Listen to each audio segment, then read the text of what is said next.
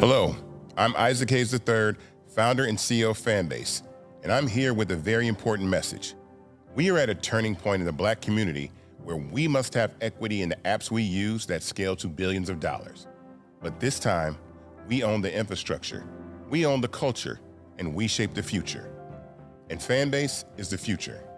Fanbase combines the free functionality of Instagram, TikTok, and YouTube into an all-in-one platform built for the evolution of social media and monetization. With over 1.4 million users, that's real proof that we are shifting the conversation of tech ownership and equity for creators. So right now, I want you to go to startengine.com/fanbase and invest today. The minimum to invest is $399. That gets you 60 shares of stock in Fanbase at $665 a share. This marks a turning point in Black ownership of social media. If we don't take this opportunity to own social media right now, we will always be customers to our own creations. And that can't go on. So once again, go to startengine.com/fanbase and invest today. We must own the platforms where our voices live, our stories matter, and where our culture drives the world. Thank you. Folks, Black Star Network is here. Hold no punches! I'm real revolutionary right now. Support this man, Black Media. He makes sure that our stories are told.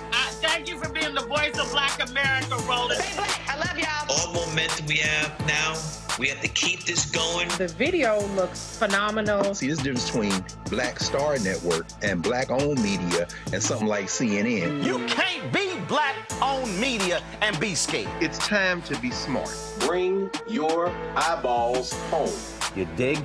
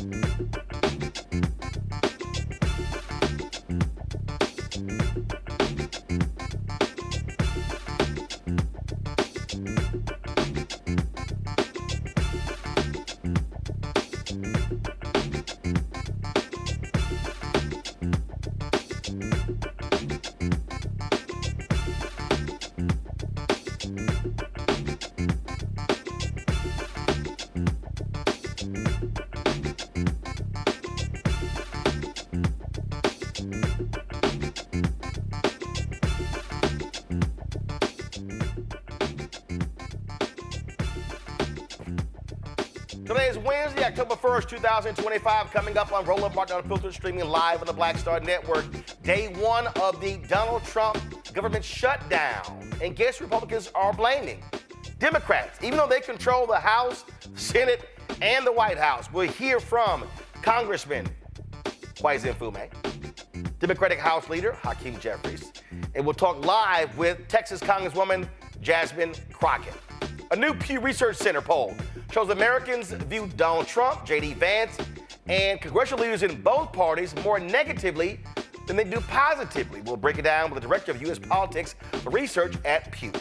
Democrats are still fighting to keep health care costs under control for American citizens. We'll talk to the president of the National Medical Association what the battle means for health care professionals. A white priest, speaks on Charlie Kirk, and man, do the white folks go crazy. Wait till we show you what this New Mexico pastor had to say. Plus, Puerto Rican pop star Bad Bunny is pissing off MAGA because he was chosen to headline the Super Bowl.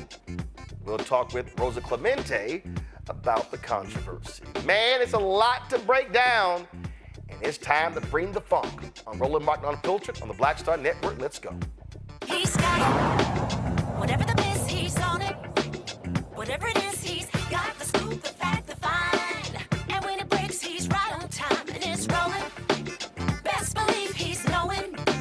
Putting it down from sports to news to politics.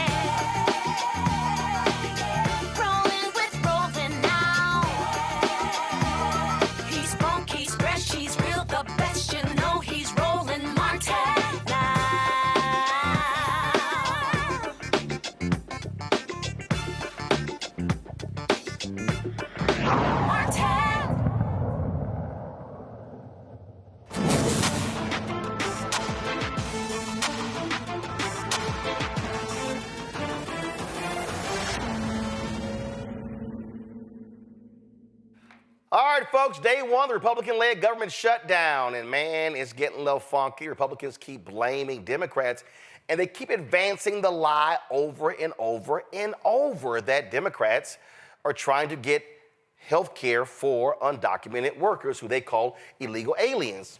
Republican House Speaker Mike Johnson went on Good Morning America, and George Stephanopoulos literally reads him what the Democrats' letter said, and Johnson's like, no, that's not it, Roland. This morning, the Democratic proposal is designed to prevent millions of Americans from losing their health insurance, losing Medicaid coverage, or paying higher health care premiums. Why are you against that? That's an absurd statement, what you said there. Let's be clear about what happened last night, George. No, George, let me tell you what happened last night. Everybody can go and review the facts for themselves. 44 Senate Democrats voted to reject a clean, nonpartisan continuing funding resolution to keep the United States government open. The Democrats said instead that they wanted to give health care to illegal aliens instead of keeping critical services provided for the American citizens. That's what happened, plain and simple. Every Democrat in the House, except one, voted against the clean continuing resolution. It was nonpartisan in nature. There are no policy riders on it that Republicans favored. It's exactly what Chuck Schumer and other Democrats voted for in March. But they've changed their tune. They changed their tune because Chuck Schumer is having political problems right now. That's just a simple fact, and everybody knows that. He's trying to outrun the far left portion of his base, so he's decided to inflict pain on the American people. That's the reality of what we're facing. Here are the facts. The proposal does not provide health care for illegal immigrants. Illegal immigrants cannot buy health care under the Affordable Care Act. They cannot receive health care subsidies. No. Illegal immigrants are ineligible for Medicare, Medicaid, and the Children's Health Program. The Democratic bill does not make them eligible. It does, actually, because what it does is it unwinds the changes that Republicans put into the big, beautiful bill, the big signature legislation that we passed and signed into law on July 4th. That has been very... Okay, I can't keep listening to that line. Joining us right now is Texas Congresswoman Jasmine Crockett. Glad to have you on the show. As I've said before, my Congresswoman, since is my house, and I'm still a registered voter in the 30th Congressional District of the Dallas suburb there. All right, so here's what's crazy, Congresswoman Crockett. He literally is reading from the whole deal. And John, no, that's it. That's a lie. That's a lie. That's a lie. How is it a lie? You can't, undocumented folks can't get health care. It's the law. What the hell is he, J.D. Vance, Donald Trump, and all the Republicans talking about? Listen, they hate facts. I mean, we know that. That's why they refuse to acknowledge that this is what seemingly looks like a career criminal that is serving as the president. This is why they refuse to face the fact that January 6th was what it was, which was an insurrection. They are consistently trying to rewrite history, even when we talk about Black history.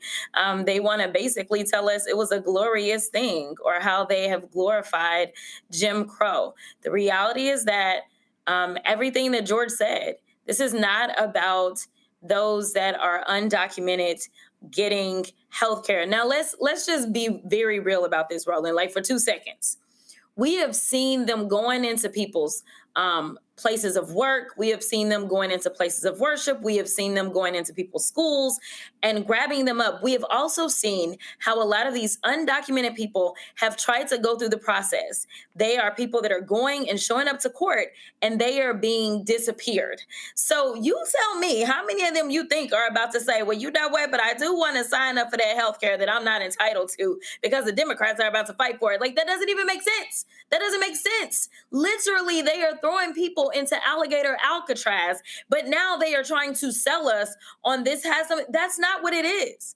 What it is that they are proposing to take $1 trillion out of the healthcare ecosystem. They have decided that they are going to slash Medicaid and Medicare funds. They have decided that these subsidies that were helping some people actually be able to afford their healthcare, which is life-saving for some people, that they want to roll back that subsidy for those that are on the Affordable Care Act. That is what this is about. And then they want to say, well, you know, this isn't the time to talk about it. Well, I can remember so many times where we were dealing with a shutdown and they decided to inject the issue of, say, the debt ceiling and capping that off and not raising it and things like that.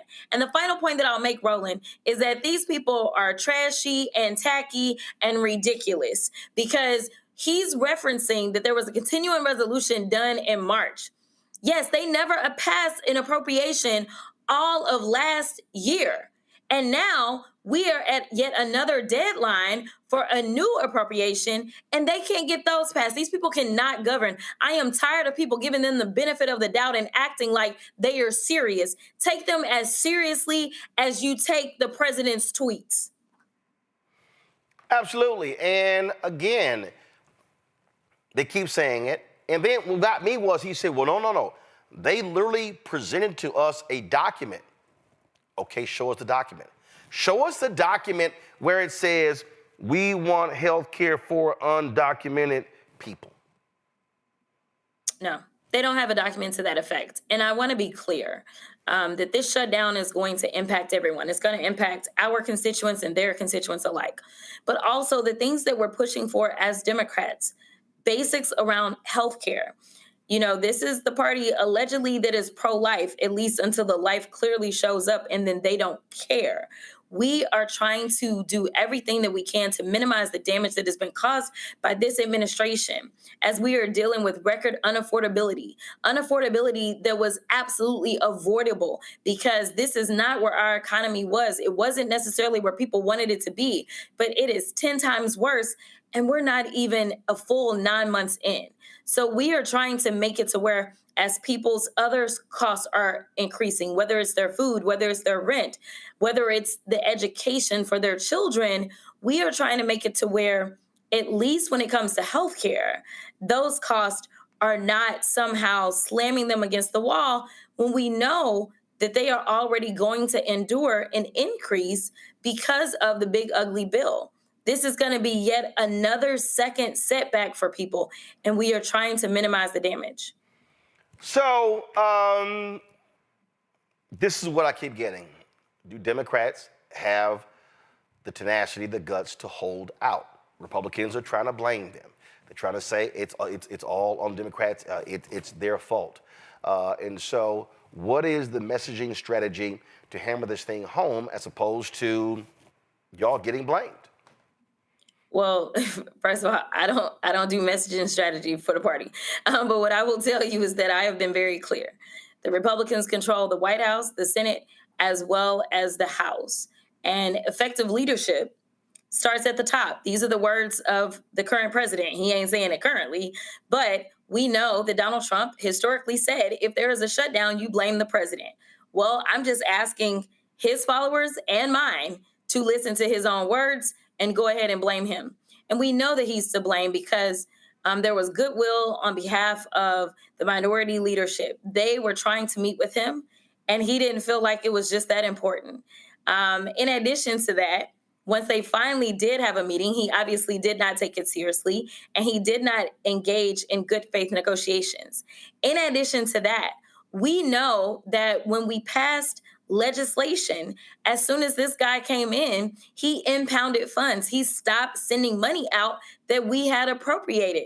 So not only do you need to come to the table, but you need to tell us why we can be assured that once we get what it is that we're asking for, that you won't just go and violate the law and do whatever you want to do anyway, which is what he's been doing ever since he's been in office. So we have a long list of reasons not to give in, especially when you get nothing. Like, why? Like, he's not who our voters voted for.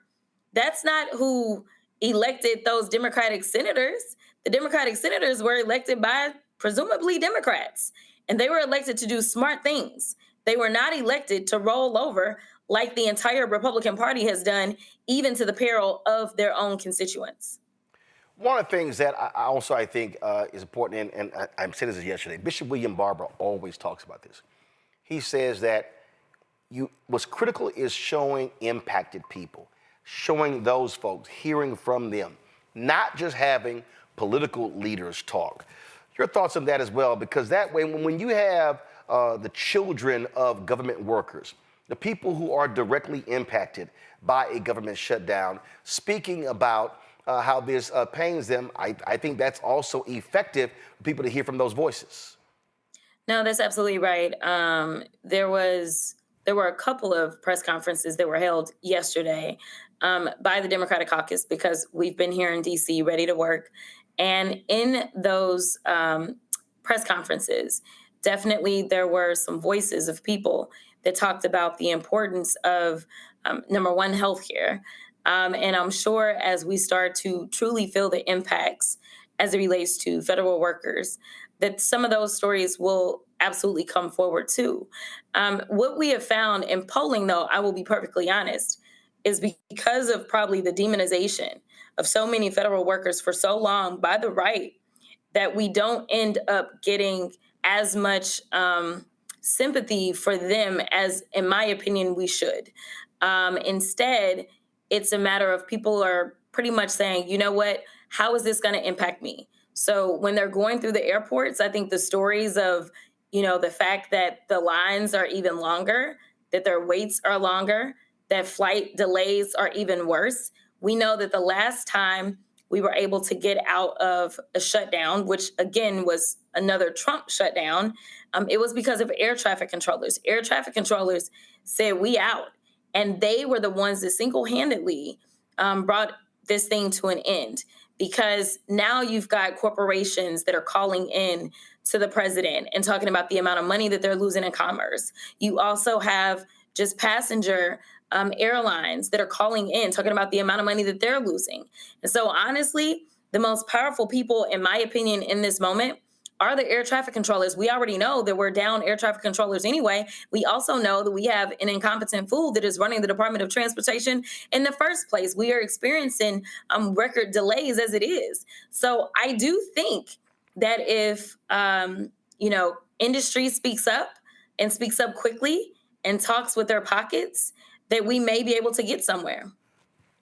Absolutely. That is critically important. I got a panel here. They got one question each for you. So let me go to them. Rebecca Carruthers, President, CEO of Fair Election Center. Your question for Congresswoman Jasmine Crockett. Thank you, Congresswoman. What should ordinary, everyday Americans be doing at this point in response to the government shutdown? Yeah, so one of the things that I think is important kind of goes along with what Roland was just asking. I think they should be documenting their experiences. I always tell people that the power belongs to them. And so tell your own story. You don't have to wait on somebody else to call you and tell it. There's so many times that we've seen certain stories that really have touched people and have gone viral. So I say document what you're going through, whether it is, you needed to leave the country for an emergency of some sort and you're having issues as it relates to your passport, or whether it's the fact that, you missed a flight because of what's going on and now you missed out on, say, a job opportunity. Whatever your story is, or if you are a veteran and you're at the VA and you're not getting services like you need, definitely document this. And it is my hope that the morality of Americans, good patriotic folk, speaks up and elevates a lot of these stories. So I would say document.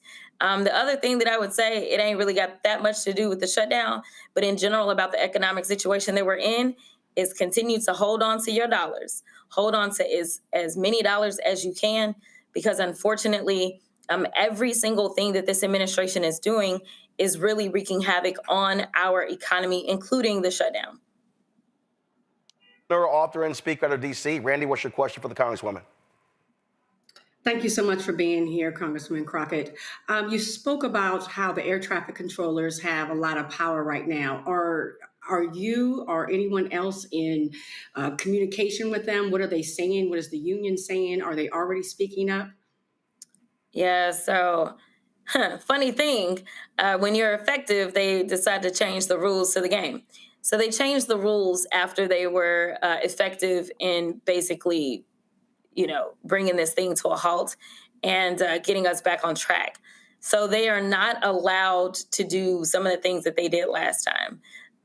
We will see what happens.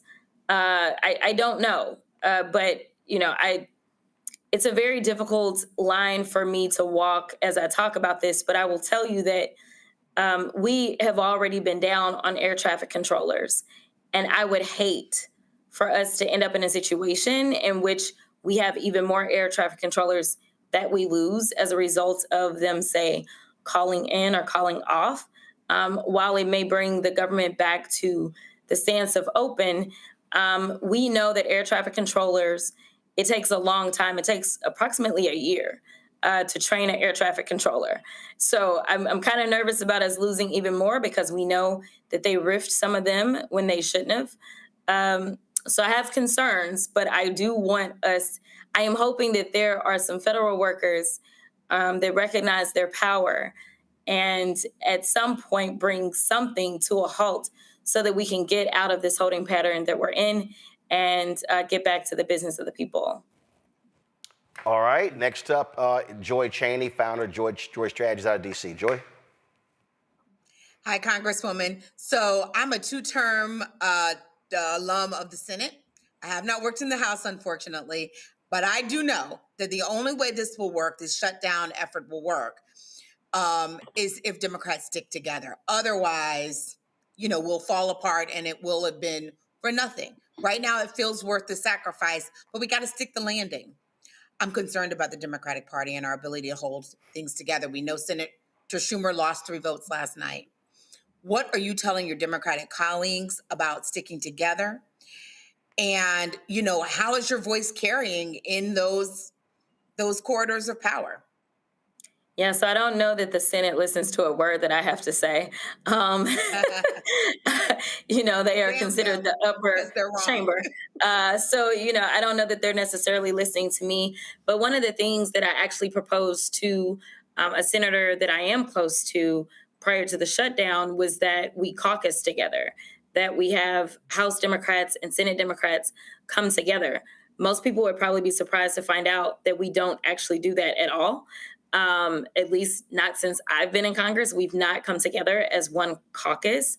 So I am hoping that we can come together and start to hear each other out and also strategize together. I think that, having 200 something other Democrats in addition to, the 40 something senators, I think it really could be impactful. And we know that in the House, we only lost one Democrat when this vote came up. So I am hoping that leadership is talking. There was another member that actually brought up us coming together. And I think that if they can start to get to know us and hear our voices, that it'll be a lot easier to stick together if there's a total of, close to 260 Democrats between the chambers. All right, then. Well, Congresswoman Crockett, it's a whole lot going on, and we're going to stay on top of this as well. A lot of people are going to be impacted by it. And look, at the end of the day, stay strong, stay firm, because these folks here, they wanted control. Well, they got it. Now they got to own it. Yeah. Thanks so much. All right, thanks a bunch. Folks, a lot of people speaking out against this. Earlier today, Congresswoman Kweisi Mfume had this to say about the government shutdown.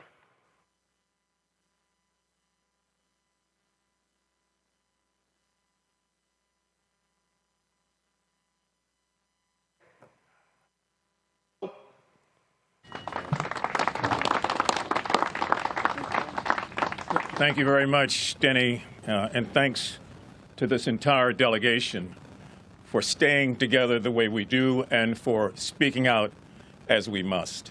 A couple of things. There's some deliberate redundancies here because the problem is very, very simple. The problem is Donald Trump. I want to thank those federal workers who have come out from various unions, who stand here with us.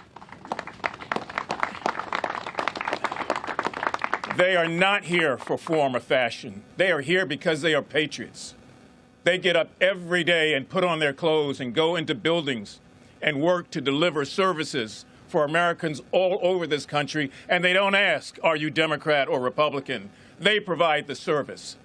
Theirs is the untold story. And so all those who claim now to have this Christian right movement, let me give you a quote that you should go back and review. It says, when you have done it to the least of these, you have also done it unto me. And the least of these are federal workers who can't control this situation. The least of these are mothers who are trying to feed babies, now facing new cuts. The least of these are seniors who've given their lives to this country, many of whom have served in our armed forces. That's the least of these. Many are living paycheck to paycheck. So give me a break, Donald Trump and Mr. Voigt and all the others who have this holier-than-thou attitude. We know what's best for you. No, you don't. You don't know what's best for these federal workers, and you sure as hell don't know what's best for the Maryland delegation. We will continue to fight you at every turn, in every instance, and in every way. This is about the sort of thing that you read about that you say could never happen in America. Want to see something? Senator Alsobrooks will confirm this. There's a big flag of Donald Trump hanging from the Labor Building. The Labor Building. A huge flag with his likeness on it. That's ego. That's being vindictive, and that's an in-your-face kind of attitude. Now, the bottom line is that this was all avoidable. We know that. We have to keep saying that because they make it seem like it was inevitable. It was avoidable. All it took was a willingness to discuss, to negotiate, to share thoughts and ideas, to get through this 7-week period with this resolution without hurting people in the process. But that was not enough. They wanted to find a way instead to stick it to Americans. And so it's a continuing resolution now that finds a way to increase many of the terrible experiences that people are having by increasing the pain. It wasn't that tough to be able to do 3 simple things: stop the cuts, lower the cost, and save health care in this nation. It was just a 7-week continuing resolution. But when you get on your horse, Donald Trump, and tell your compatriots, Mr. Speaker, that it's okay to go your own way, go have a holiday, go have a vacation, go to Codell, do whatever you want to do. You don't have to worry about coming back to Washington. That was the message last week. So there was never any intention at all to try to find a way to work together. We want this government open, and we want Donald Trump and his minions to stop lying to the American public. This has nothing to do with illegal aliens. Nothing. There's already a federal law that prohibits anybody in this country that's an illegal alien to be able to take any claims onto monies and benefits. We know that. We know that. And Donald Trump knows it. We've got to find a way to ask today good Americans, some of whom we will never meet. They are Democrats, they are Republicans, and they are independents, and they know right from wrong. They know when you impose an evil sort of wicked policy on people, it hurts them. I mentioned women before who are trying to feed babies. When a baby cries at night, that baby is not crying in black or white or Latino. That baby is crying in hunger. That baby is crying in pain. When senior citizens reach the point where they can no longer do anything except rely on their Social Security checks and Medicaid and Medicare, they're not doing that for form or fashion. They're doing it because of a solemn promise we made to all of them, that as the greatest, wealthiest, most powerful, most influential nation on the face of the earth, that they would never have to worry about that. And yet they do worry about it last night, and they are worrying about it today. So I want to just thank this delegation for its steadfast resistance to the foolishness that we see coming out of the White House, and to ask decent Americans, no matter what your party affiliation, no matter where you are in this country, put yourself in the roles of these people who are federal workers who are standing behind us. Put yourself in the role of those persons who are living paycheck to paycheck. Put yourself in the position of having an opportunity to make an influence and to change things. Call your representatives all over this country and tell them to do the right thing. Don't buy the hype, because the hype is for fools.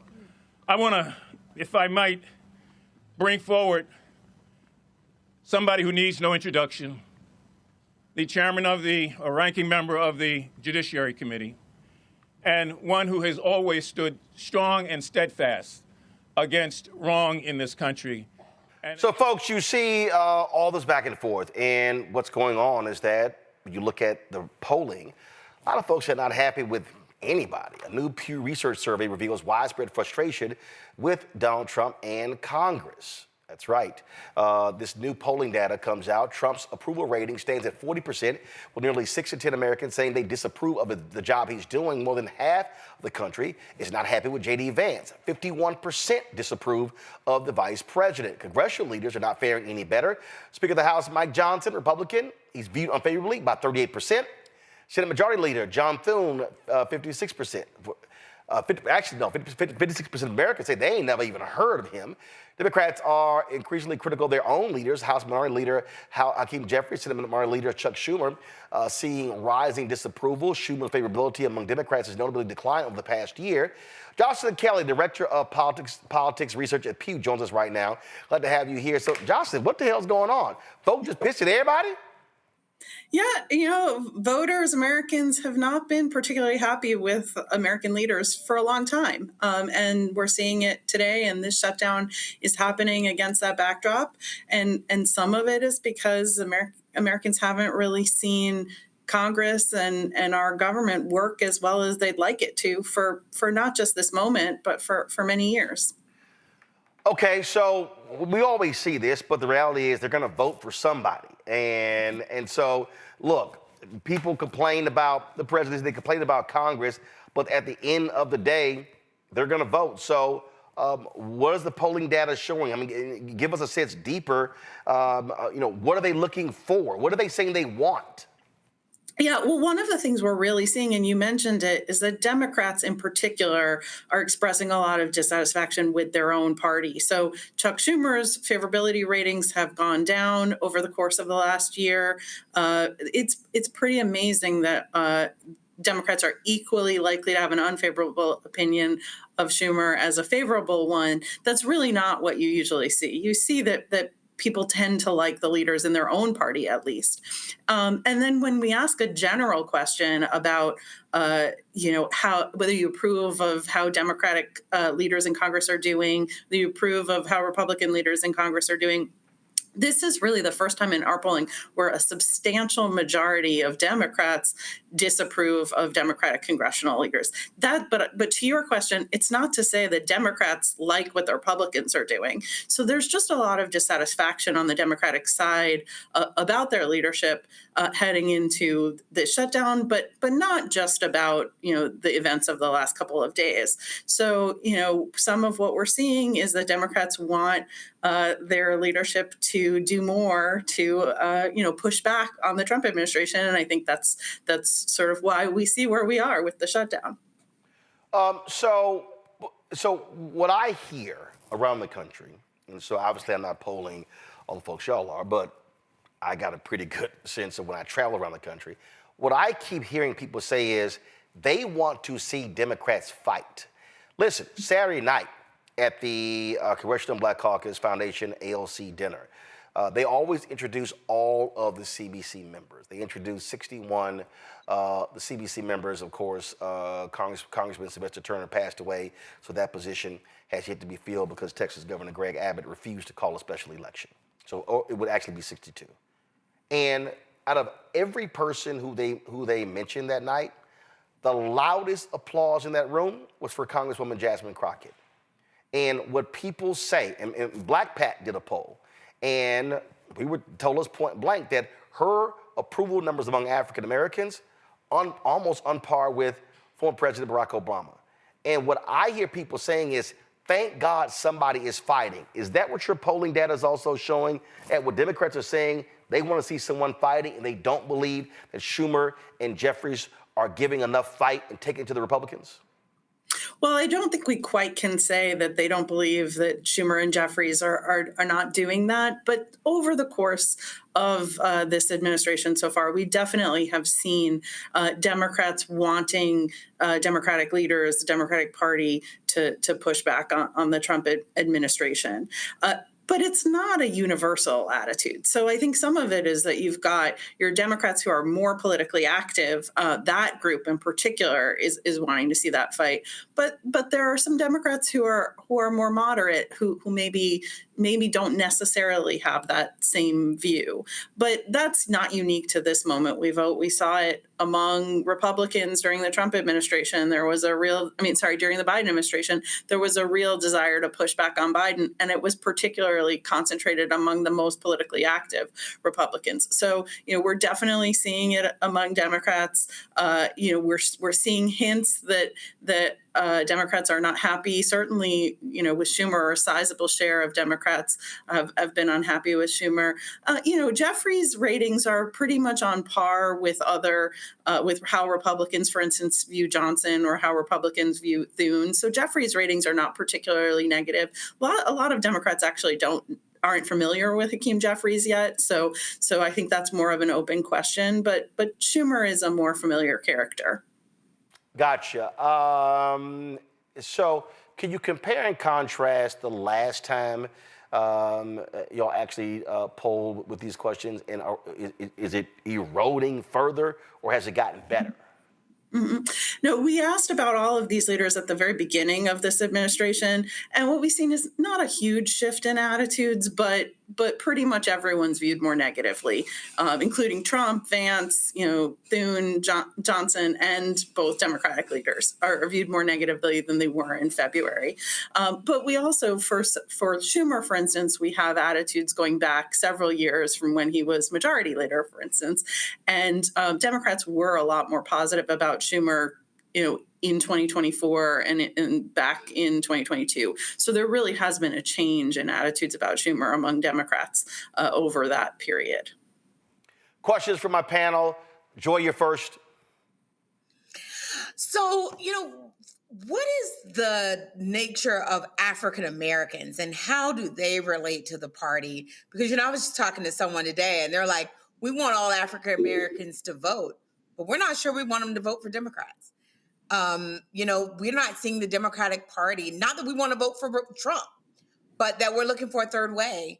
And you can feel how you want to feel about that, but I no longer question people's feelings. It is what it is. Mm-hmm. What are you hearing about that? There's just so much frustration with white liberals in particular and white moderates in particular. They simply do not seem like allies to the African American community.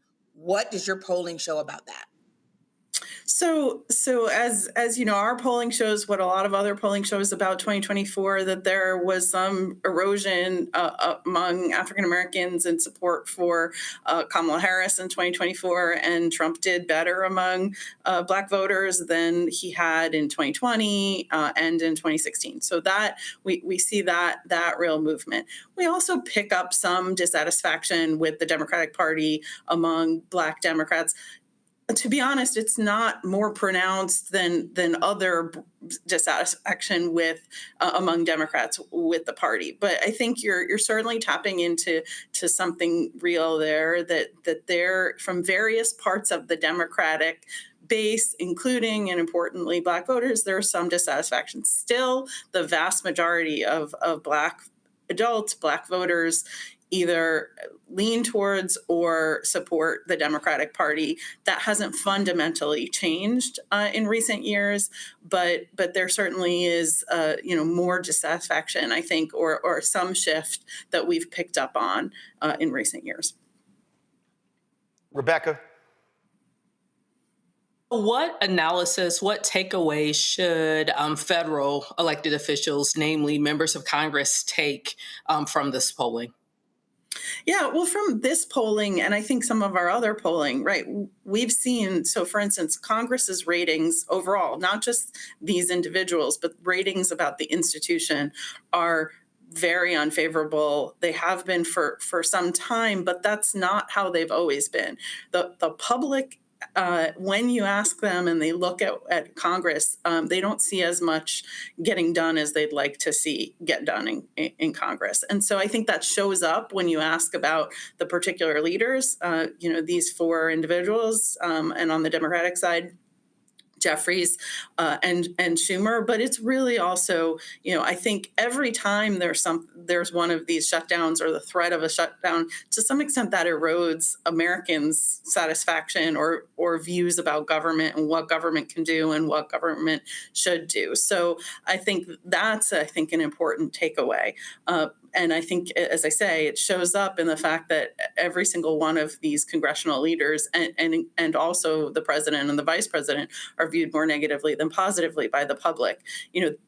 We're used to that now, but that wasn't always the case. And I think the question is there a way for these leaders to find a way through to a place where Americans actually don't, reflexively have negative views of the people who lead the country?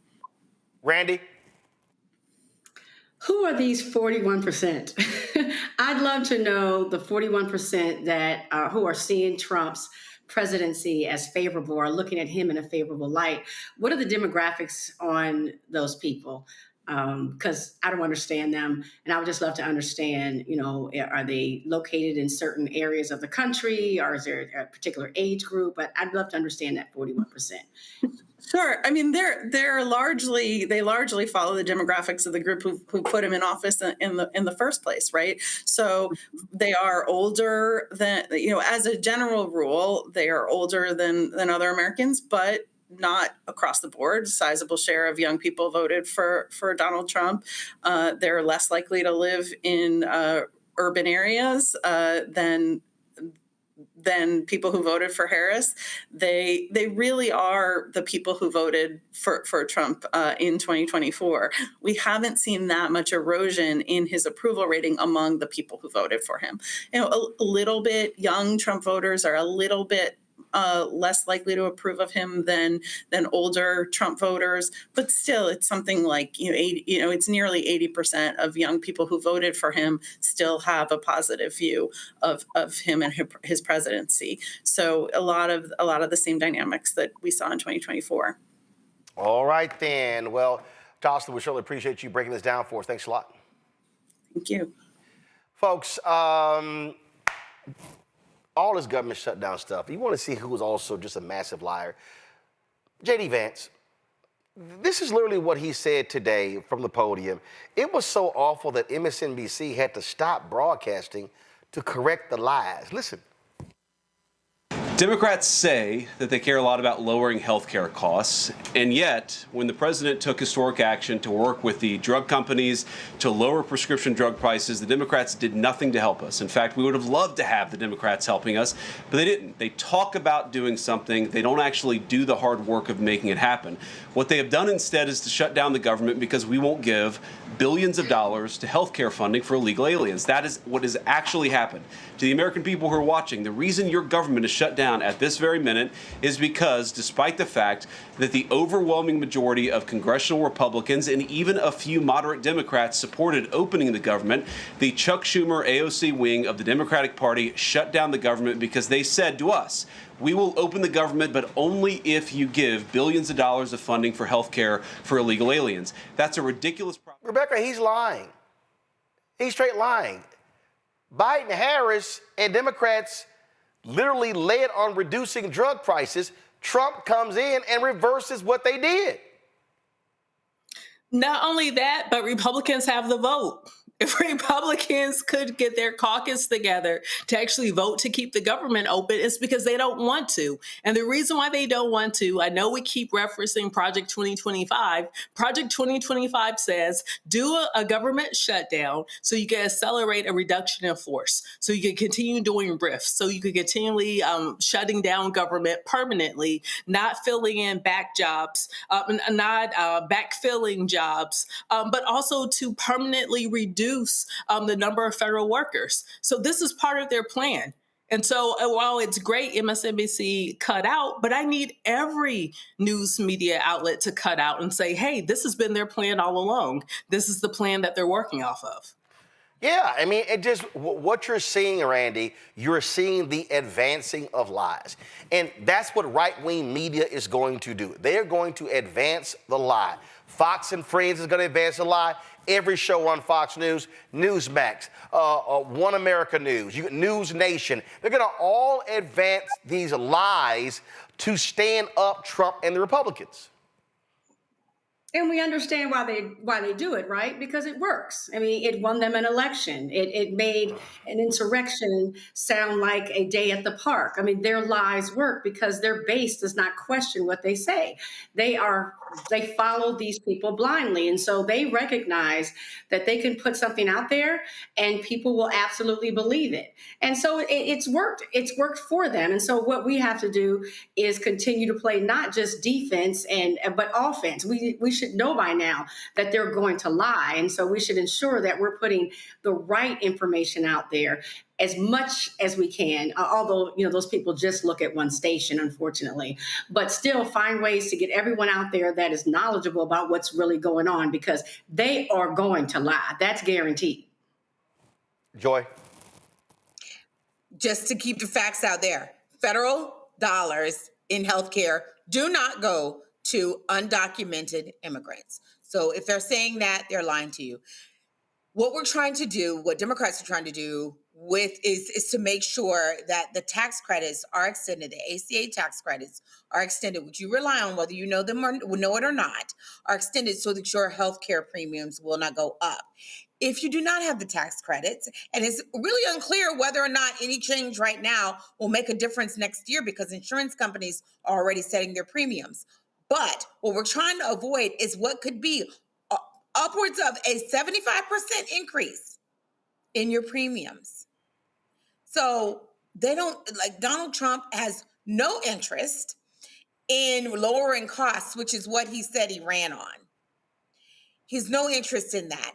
And it's also about restoring some of the cuts to Medicaid, which they did to fund tax breaks for billionaires. So billionaires over babies, billionaires over family, billionaires over life. That's what they did. So so the Democrats are saying, you got to come to the table. And they are choosing not to. They are in the majority. We've said it before, a president, a House, a Senate. All right, then. Got to go to a break. We come back. We'll talk with the president of the National Medical Association about what these healthcare cuts could mean for black doctors and healthcare workers. You're watching Roland Martin Unfiltered, the Black Star Network. Support the work that we do. Folks, the stuff that we're talking about, you ain't getting on mainstream TV. And nobody else in black-owned media is doing it as well. Support the work that we do. We need your support. Our goal is very simple. Get 20,000 of our fans contributing on average $50 each a year. That's $4.19 a month, 13 cents a day. We are already at $250,000, so we're at 25% of our goal. We need to raise another $750,000 before December 31st this year. We are launching 2 new shows this year. We're launching 2 more shows. We're completely changing BlackStarNetwork.com to a news portal.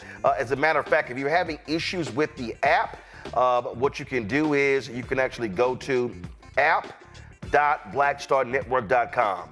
app.blackstarnetwork.com. Like I said, we're making changes. So normally you would reach the app at blackstarnetwork.com. If you're trying to reach our app, go to app.blackstarnetwork.com for a temporary solution. But you want to support our work via Cash App, use the Stripe QR code. You see it right here, bottom left-hand corner. That's for Cash App and for credit cards. PayPal's R Martin Unfiltered. Venmo's RM Unfiltered. Zelle, Roland at RolandSMartin.com. Roland at RolandMartinUnfiltered.com. Check your money order. Make it payable to Roland Martin Unfiltered. P.O. Box 57196, Washington, D.C. 20037 7-0196. Back in a moment.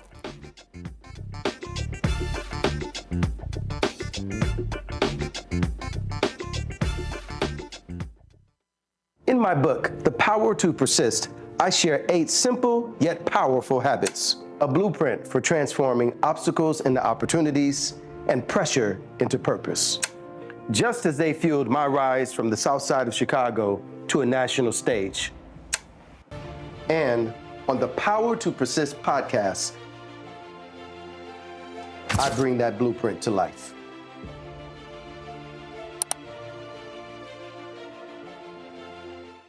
This week on The Other Side of Change. Charlie Kirk, gun violence in America, and how the nation has responded in the week since. In many ways, it's become very, very toxic, a witch hunt, really attacking anyone who's not mourning this man. What we're seeing right now is the weaponization of selective compassion, and people will so often don't say anything about the crisis of gun violence. We're going to dig into all of it, what this means for the state of gun violence and the state of free speech. You're watching The Other Side of Change only on the Black Star Network.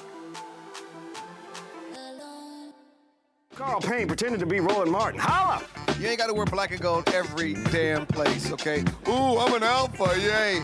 All right, you're 58 years old. It's over. And you are now watching Roland Martin Unfiltered. Uncut, unplugged, and undamn believable. The Republican-backed bill to keep the government from remaining open failed after Democrats continuously demanded an extension of Affordable Care Act tax credits. Without it, millions of Americans could see their insurance premiums skyrocket. Maryland Governor Wes Moore explained what the shutdown means for his state and others across the country. A prerequisite to keeping the government open should not be cutting people off of health care. A prerequisite for keeping the government open should not be forcing people to have their premiums jump. So on behalf of the 6.5 million Marylanders, my message to President Trump is clear. Stop this shutdown. You're the one causing it. We're the ones dealing with it. Dr. Roger Mitchell, president of the National Medical Association, joins us right now. Glad to have you here. First and foremost, looking at this, how do you see the impact on black healthcare professionals, which the NMA represents? Well, black healthcare professionals take care of black people. The majority of who we take care of, particularly those that are in rural and urban spaces that are black, are taken care of by our physicians. And so when you talk about individuals that may not have access to care because their insurance premiums go up, or this HR1 has stripped them from Medicaid, then we put ourselves in a position to not be able to take care of those patients. And if we're not taking care of those patients, then we're not earning an income. One of the big things that we're seeing today, this shutdown can cause some real problems. And when you say those problems, lay them out. How stark can this be? Well, at the end of the day, we're talking about this tax credit is for low and middle income people who purchase health care insurance through the Affordable Care Act. These are individuals that we're talking about an estimated of 114 to 150% increase on average of out-of-pocket costs. For the average American, we're talking about over $1,000 in every year. The marketplace since 2014 has doubled. You're talking about 24 million people that are insured under this expansion.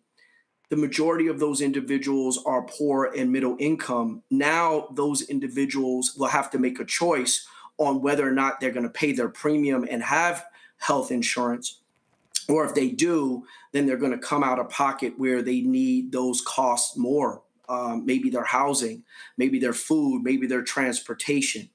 No one is winning right now. People are losing their paychecks, even those that are furloughed.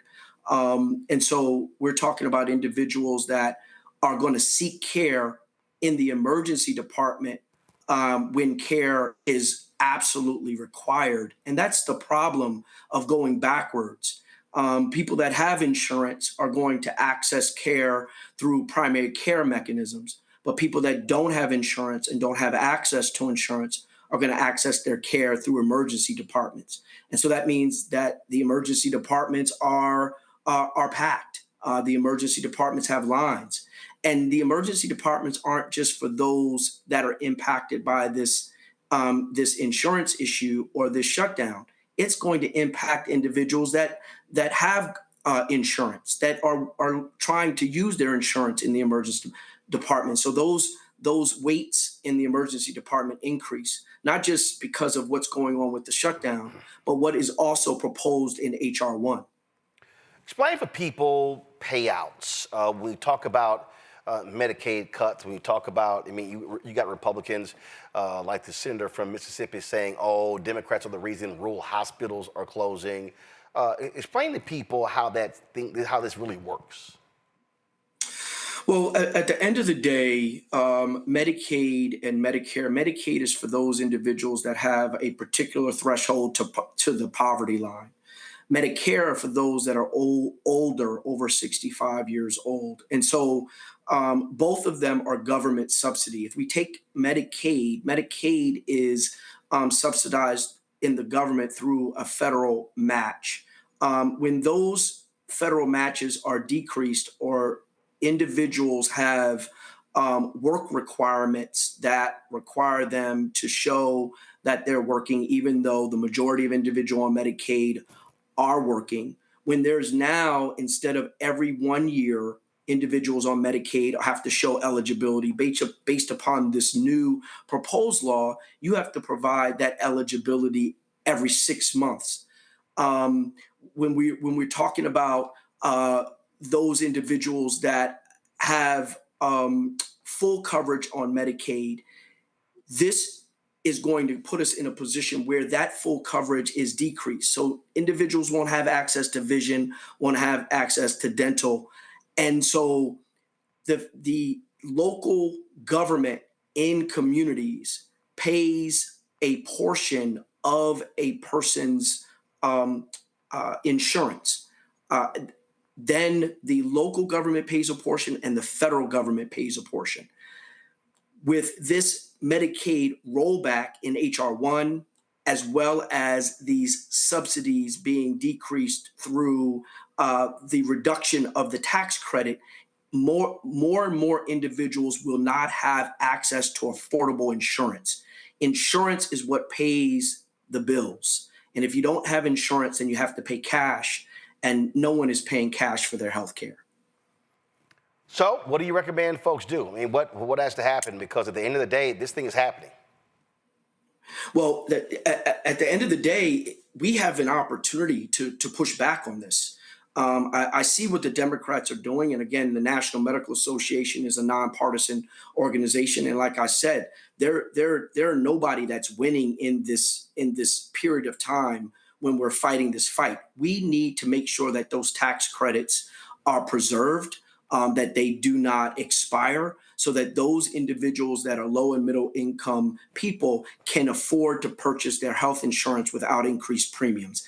That's the first, right? And so those politicians, Democrat, Republicans, it doesn't matter to us, need to focus on what is important for the American people. The other piece with H.R. 1, at the end of the day, those work requirements need to go away. The risk to dual eligible, those that are poor and elderly, and the retroactive coverage reduction needs to go away. There needs to be making sure that everyone has access to their vision and dental eligibility. There is this 6-month eligibility needs to be back to 1 year, because that is bureaucracy that is really going to remove individuals that are eligible. Roland, a lot of people think that there's a lot of conversation about individuals that shouldn't be on Medicaid are the ones that are being taken off Medicaid. When you have a 6-month eligibility, individuals that can't keep up with their eligibility requirement are going to be purged from Medicaid, therefore creating an environment where those individuals that are eligible don't have access to their insurance. All of this is going to lead to overcrowding in safety net hospitals, whether it's a safety net hospital in rural communities or safety net hospitals in urban communities. What we can do is we have to, like you're doing, educating people. A lot of Americans don't even know about the rollback of this tax credit. So now we're educating people that the tax credit that they're enjoying when they're getting their insurance through the Affordable Care Act is at risk of their premiums go up. They could start asking more questions, calling their senators, and letting their senators know that they want their tax credit preserved. And that's going to lead to better health outcomes in our communities. Questions from the panel. Randy, you first. How will this affect medication? I mean, will people be able to get their medication if they don't have insurance? Well, that's the thing, particularly in dual eligible people. When we talk about dual eligible, these are both that are on Medicare and Medicaid. Those individuals that are on Medicaid and Medicare at the same time, most of the time they're using the Medicaid benefit for their prescription drugs. So when we're rolling back access to affordable insurance and people have to make a choice between that insurance, then they're going to make choices that decrease their access to prescription drugs. And these are choices that we don't want our American people to have to make. We want to make sure that healthcare is quite frankly a human right, and people have access to that health insurance. Joy? Well, first of all, my mother is a 50-year plus graduate of Howard Medical School, and we're so proud of you. I want to know what the National Medical Association is doing to prepare their doctors, to prepare their patients for what is likely a long haul where we're going to have work requirements. Even many Democrats are supportive of work requirements. And it might be because there's a misunderstanding about them, but it is what it is, where we are going to have some tightening on who has eligibility. How do we make sure our communities, and how do we have doctors who are the first line of defense? How is the NMA preparing them to meet this moment and or working with civil rights organizations to help their communities meet this moment? So that's really good. I mean, we first of all, we're educating our members, making sure that they understand the impacts of the current climate and the shutdown, as well as the future climate with HR 1. That's the first thing, making sure that they're clear on what the impact is. The other piece is that we're asking all of our members to understand who in their patient population, in their patient pool, is going to be affected by this, that this shouldn't be something that is a surprise to them. Most of our physicians know who is in their patient population and who is on Medicaid and who would be affected. That's the first thing. Who are they? So that you can communicate with them, those patients, as to how they can get access to what most states are offering those that are being removed from Medicaid. They're offering the basic plan within ACA. Now, the basic plan within ACA is not as comprehensive as Medicaid. It's still at no cost, but it doesn't cover vision. It doesn't cover dental. There is modified behavioral medicine coverage, and it limits what you can use. And actually, you cannot use the benefit for transportation that is non-emergent. That's huge. Medicaid, individuals that can't get to their appointments are getting Uber vouchers, they're getting bus vouchers so that they can get to their appointments, because we know that transportation is extremely important to get to your appointments and make sure that you have proper health care. We want our members to be able to educate them how to get on that basic plan and then work with community to make sure that we fill the gaps. One of the other innovative things that we're doing at the NMA is we're working within our AI Innovation Task Force to work through how we can develop a application that allows individuals to track their work requirement and track their eligibility in a predictive in an agentic way using AI. So there are those things. And then we're also working with civil rights organizations like the NAACP, like the National Council of Negro Women, to talk about how can we create volunteer efforts. One of the things that a lot of people don't know is that 80-hour work requirement a month can be filled with bona fide volunteer hours. So we have the ability to teach and have individuals volunteer, roll out a lot of this information as a healthcare educator, that we might not be able to pay them, but we can mark those volunteer hours so that those volunteer hours keep them eligible for their Medicaid requirement if indeed they don't have the W-2 or the 990 type of work that they can show to the government. Rebecca. My sister is a professor at Meharry, and she spends time connecting with her students about the political determinants of health and understanding that this isn't about partisanship, understanding how policy impacts health outcomes, especially in our communities.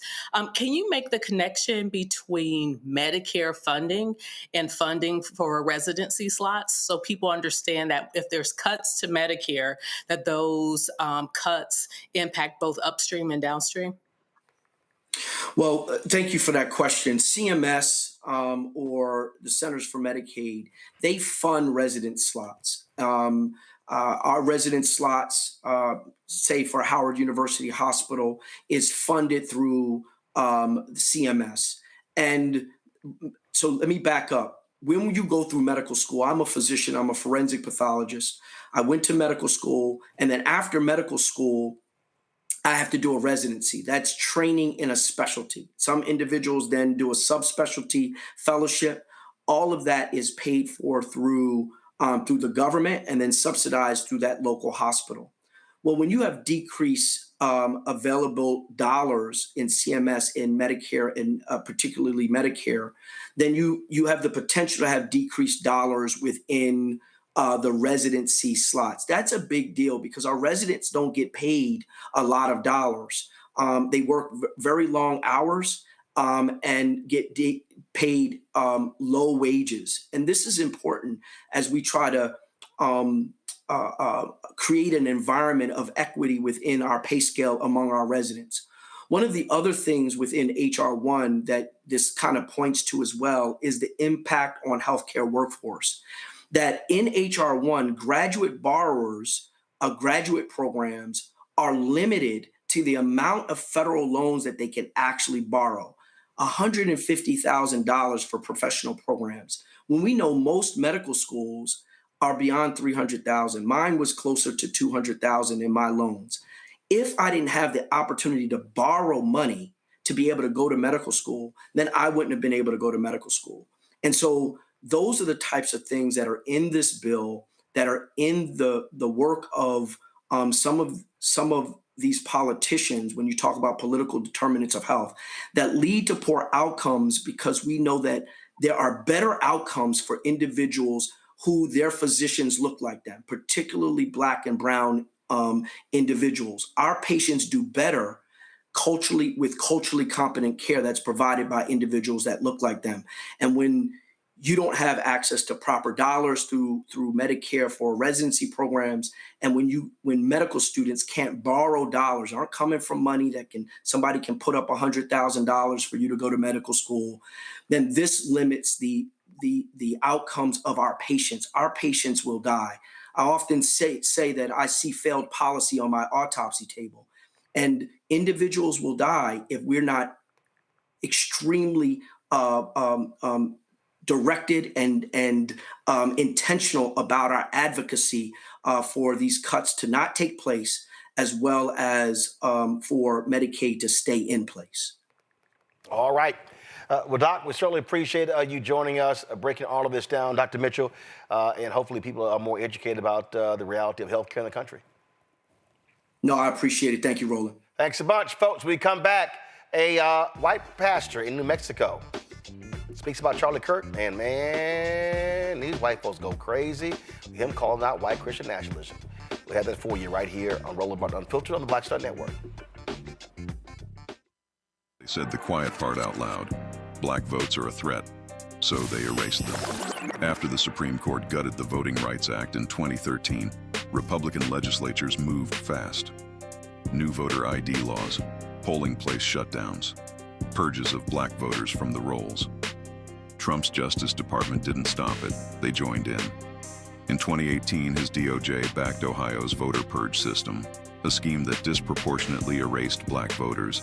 Their goal, erase black votes and political power. Yeah, that happened. These are the kinds of stories that we cover every day on Roland Martin Unfiltered.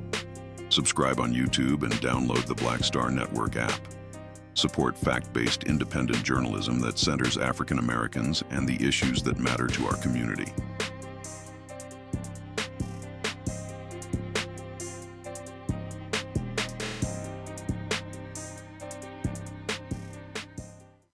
Next on the Black Table with me, Greg Carr. An hour of living history with Dr. Richard Mariba Kelsey, thinker, builder, author, and one of the most important and impactful elders in the African American community. He reflects on his full and rich life and shares his incomparable wisdom about our past, present, and future. African genius is saying that my uncle was a genius, my brother was a genius, my neighbor was a genius. I think we ought to drill that in ourselves and move ahead rather than believing that I got it. That's next on the Black Table, here on the Black Star Network. Hey, it's John Murray, the executive producer of the new Sherry Shepherd Talk Show. This is your boy, Earthquake. And you're tuned in to Roland Martin, Unfiltered.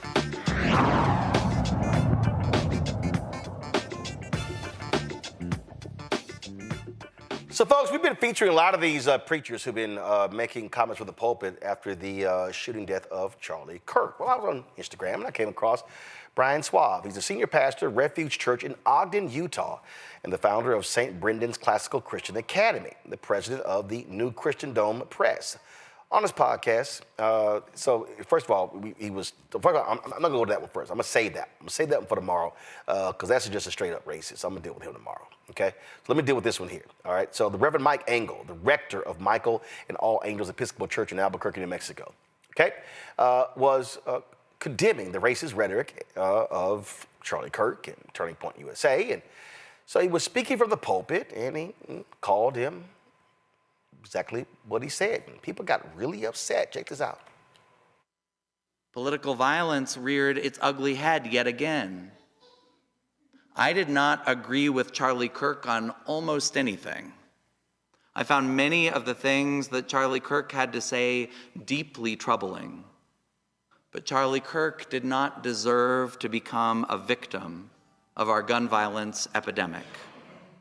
And neither did the Democratic lawmakers who were assassinated earlier this summer in Minnesota.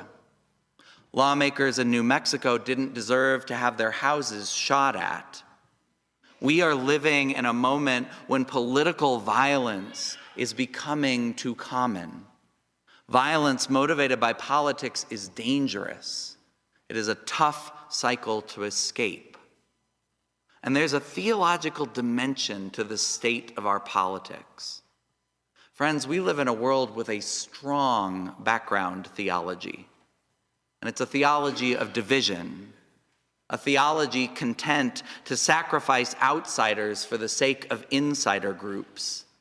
This background theology says that God blesses certain categories of people at the expense of others. This background theology tells us that God blesses America at the expense of other nations. God blesses Israel at the expense of Palestine. God blesses men at the expense of women. God blesses heterosexual marriage at the expense of LGBTQ+ rights. God blesses Christians at the expense of Muslims. God blesses progressives at the expense of conservatives. Ooh. See, I switched it on you, didn't I?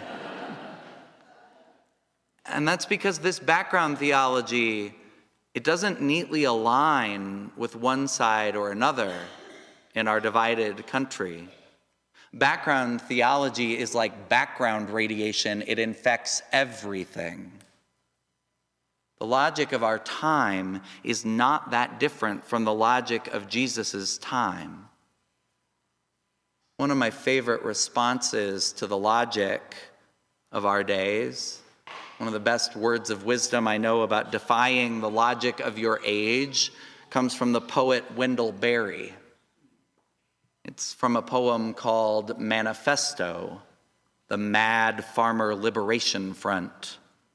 If you don't know it, I commend the whole poem to you, but I want to read just a few lines. Berry tells us when the world's logic is strong and violent, every day, do something that won't compute. Love someone who does not deserve it. Denounce the government and embrace the flag. Hope to live in that free republic for which it stands. Invest in the millennium.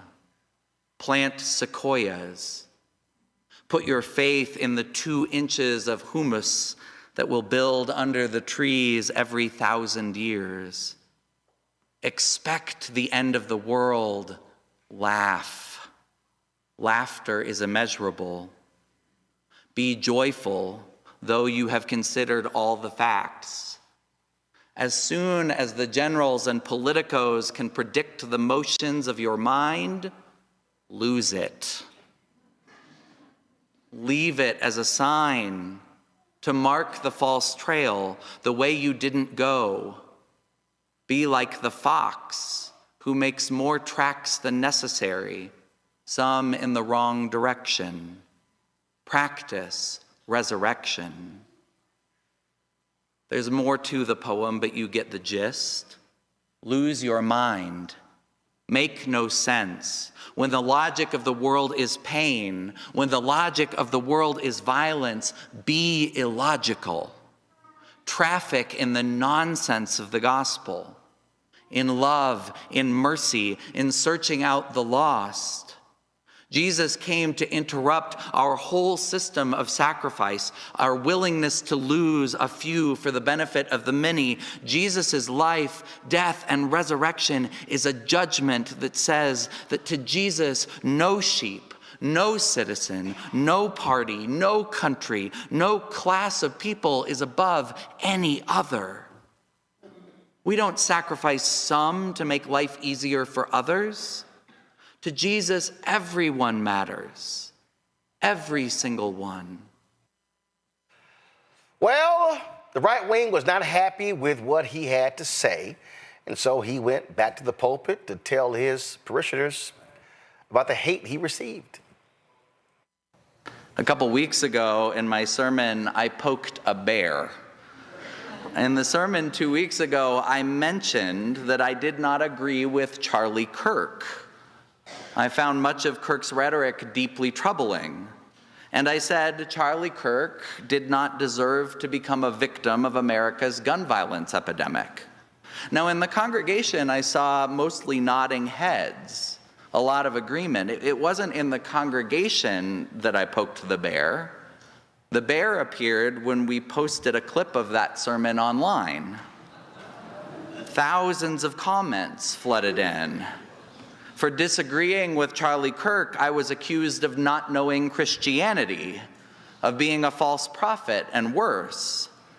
And I didn't respond to those comments with one exception. Because, you see, someone online claimed that we were using fake candles, AI generated. I could not let that stand. I wrote simply, not fake, period, beeswax, period. Call me a false prophet all you want, but don't insult our aesthetics.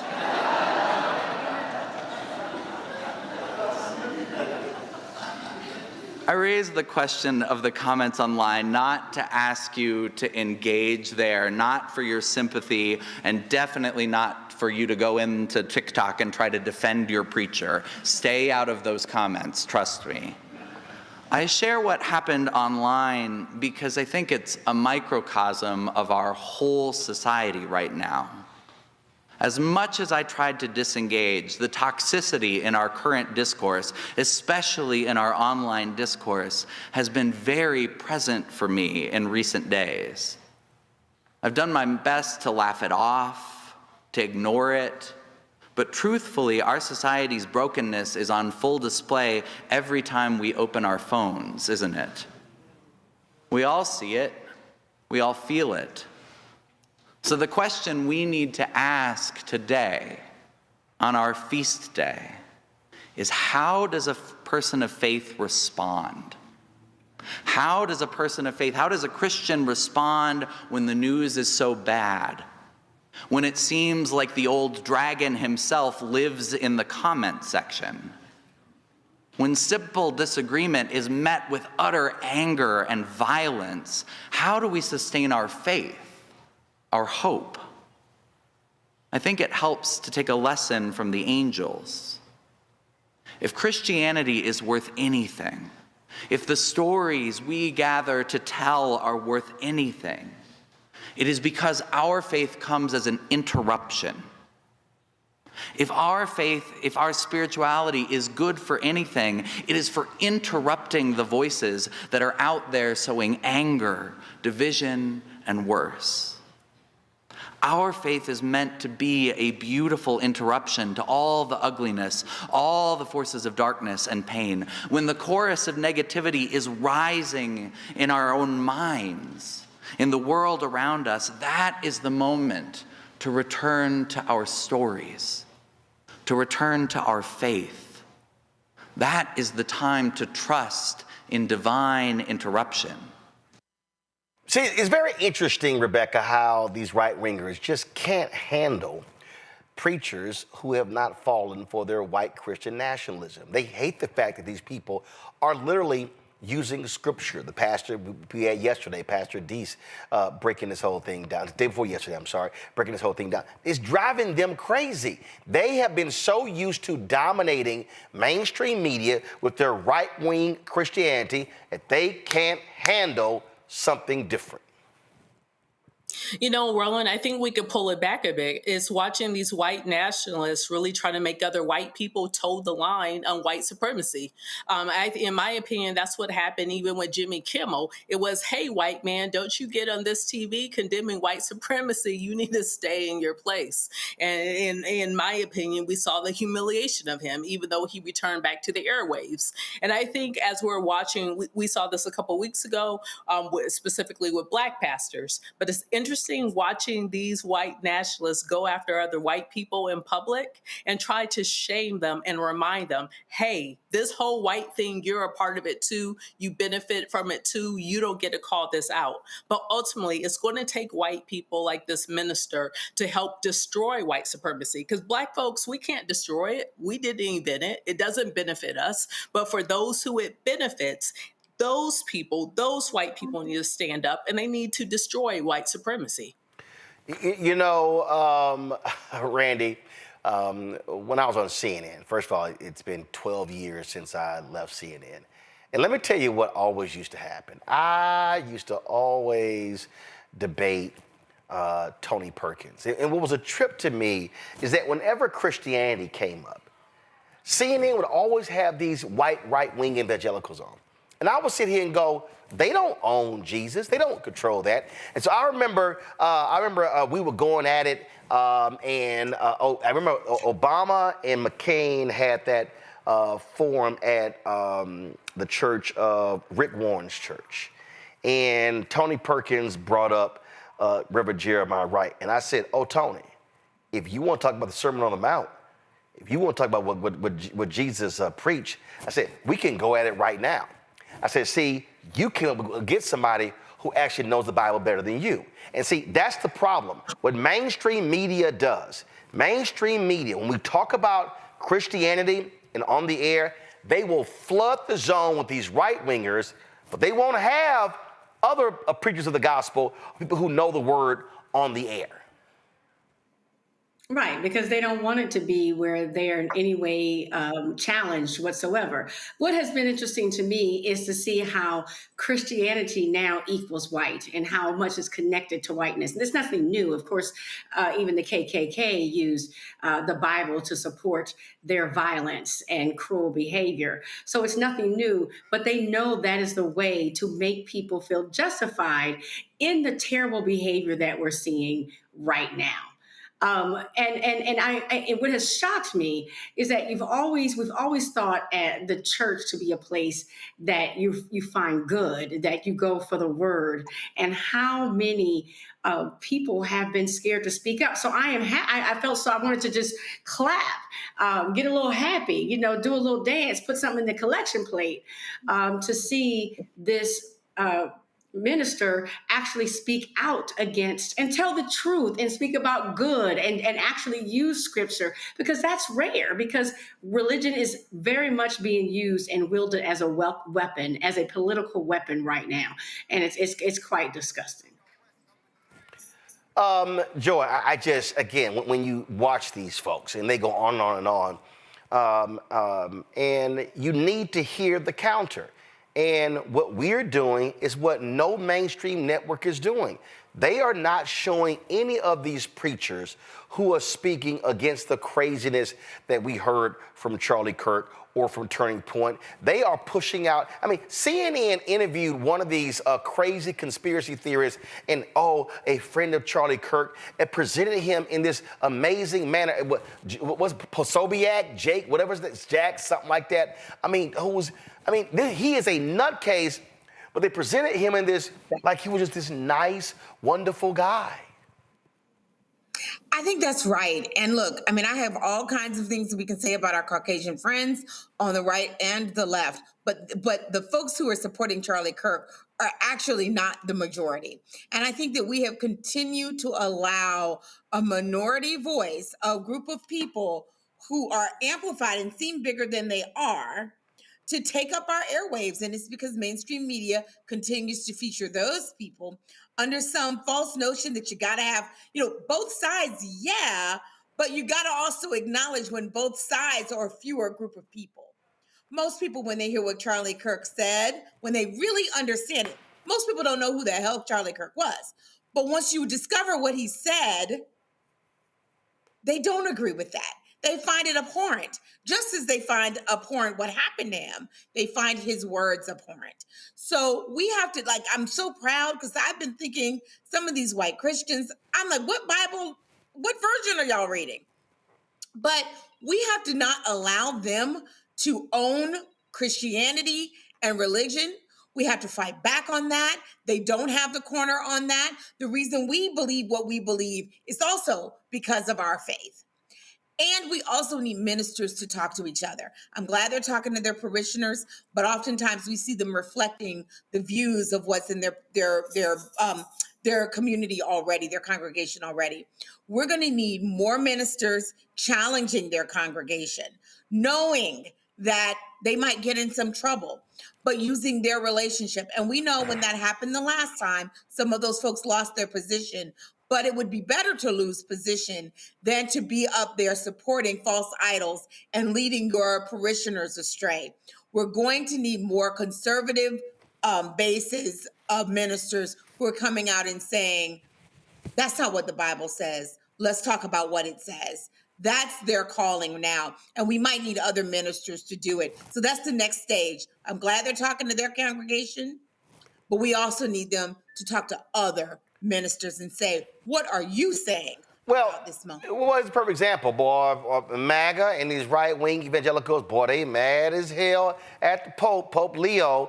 He was asked this question about abortion and death penalty. And listen to what he says, and they are livid. Just wanted to ask one thing that has become a bit of a divisive subject in the U.S. right now, with Cardinal Cupich giving an award to Senator Durbin. Some people of faith are having a hard time with understanding this because he is he's for legalized abortion. How would you help people of faith right now decipher that, feel about that, and how do you feel about that? I'm not terribly familiar with the particular case.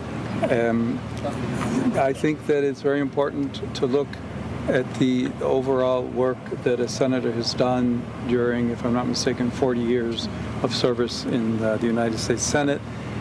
I understand the difficulty and the tensions, but I think, as I myself have spoken in the past, it's important to look at many issues that are related to what is the teaching of the church. Someone who says I'm against abortion but says I'm in favor of the death penalty is not really pro-life. So someone who says that I'm against abortion, but I'm in agreement with the inhuman treatment of immigrants who are in the United States, I don't know if that's pro-life. So they're very complex issues. I don't know if anyone has all the truth on them, but I would ask first and foremost that there be greater respect for one another and that we search together both as human beings, in that case as American citizens or citizens of the state of Illinois, as well as Catholics, to say we need to, really look closely at all of these ethical issues and to find the way forward as church. Church teaching on each one of those issues is very clear. Thank you very much. He said the church's teaching on this is very clear. See, right-wingers love the Catholic Church position on abortion.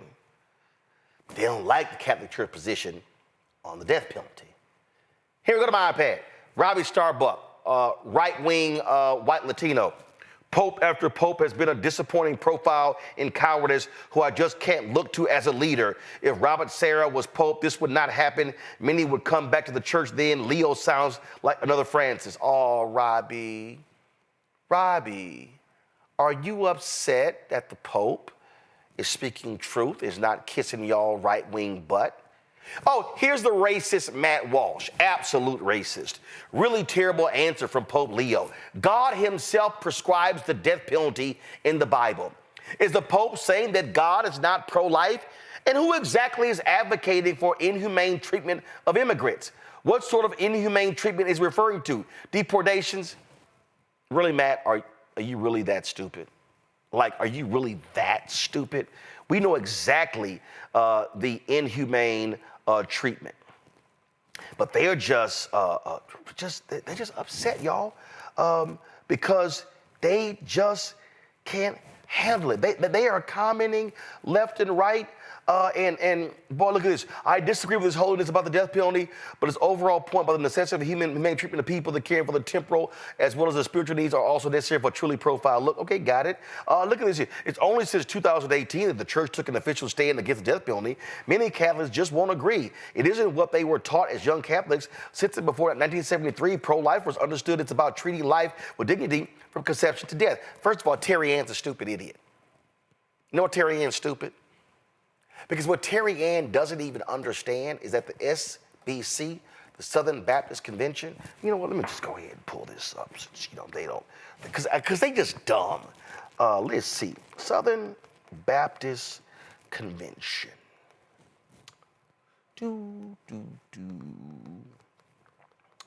And pro-choice. Let's see here.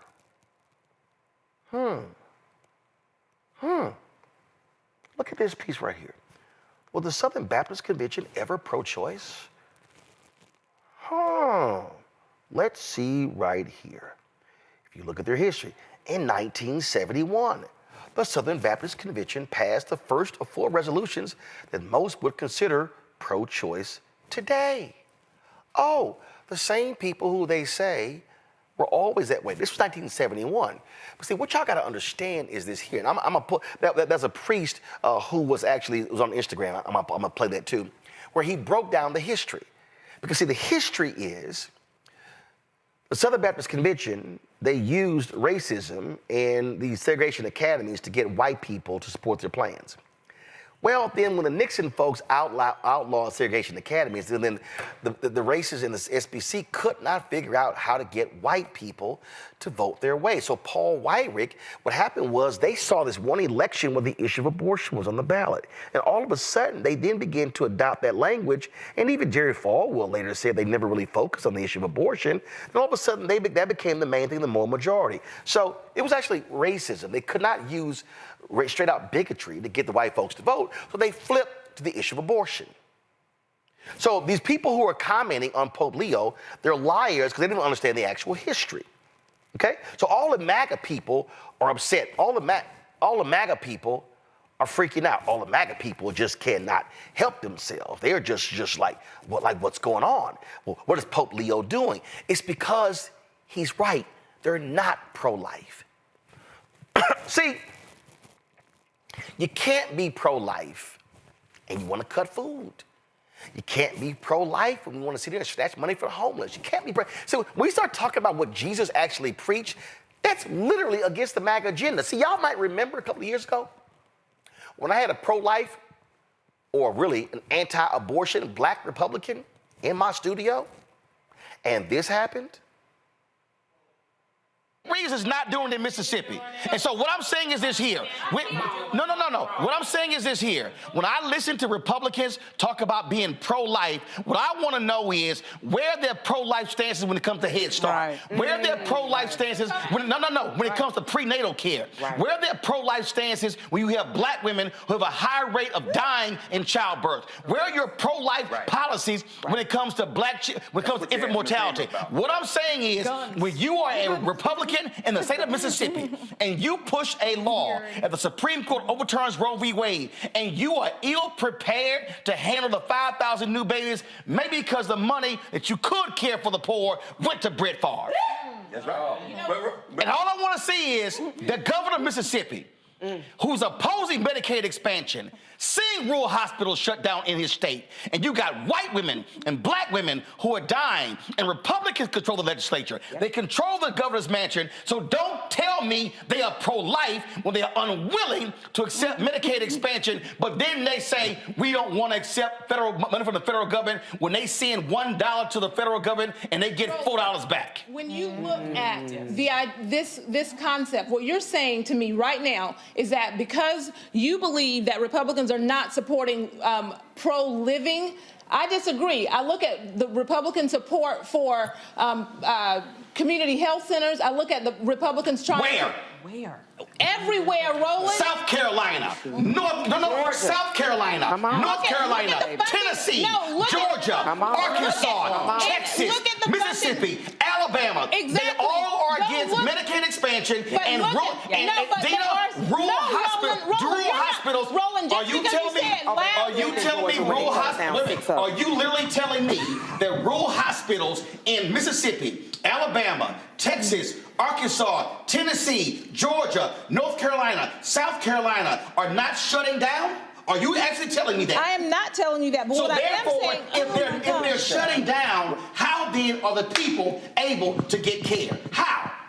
Roland, what I am saying is that there are, when we talk about aborting babies, so you're saying to me that because we support life, actually giving babies the opportunity to live. I'm confused. Baby born. I'm so confused. First of all, hold up. You're confused because you think I'm saying something that I'm not. Well, tell me what you're saying. What I'm telling you, I'm being very clear. You cannot say you are pro-life when you vote against prenatal care for the mother. You cannot say you are pro-life when you vote against Head Start. Right. You cannot say you are pro-life when you do not want to expand Medicaid to keep hospitals open. You cannot say you are pro-life when you have OBGYNs who are not available in your state. You cannot say you are pro-life when you have black women who are dying at a higher rate during childbirth and you do nothing public policy-wise to fix it. You cannot say you are pro-life if you allow infant mortality rates to be sky high in areas where there are black and brown people. What that tells me is you are anti-abortion. You are not pro-life. Right. Because if you are pro-life, you care about the child in the womb and when the child is out. And if you are pro-life, you are standing there with black folks when their kids are killed by cops. You are not silent. So if you are pro-life, be pro-life from the womb to the tomb, but not just in the womb. Okay. And that's how we got this meme. Remember Erica Savage had that look on her face? That's how we got this meme. So, Rebecca, they so mad. They mad, but Pope Leo is correct. You cannot continue to yell and scream that you are pro-life when the policies that you support are not advancing life.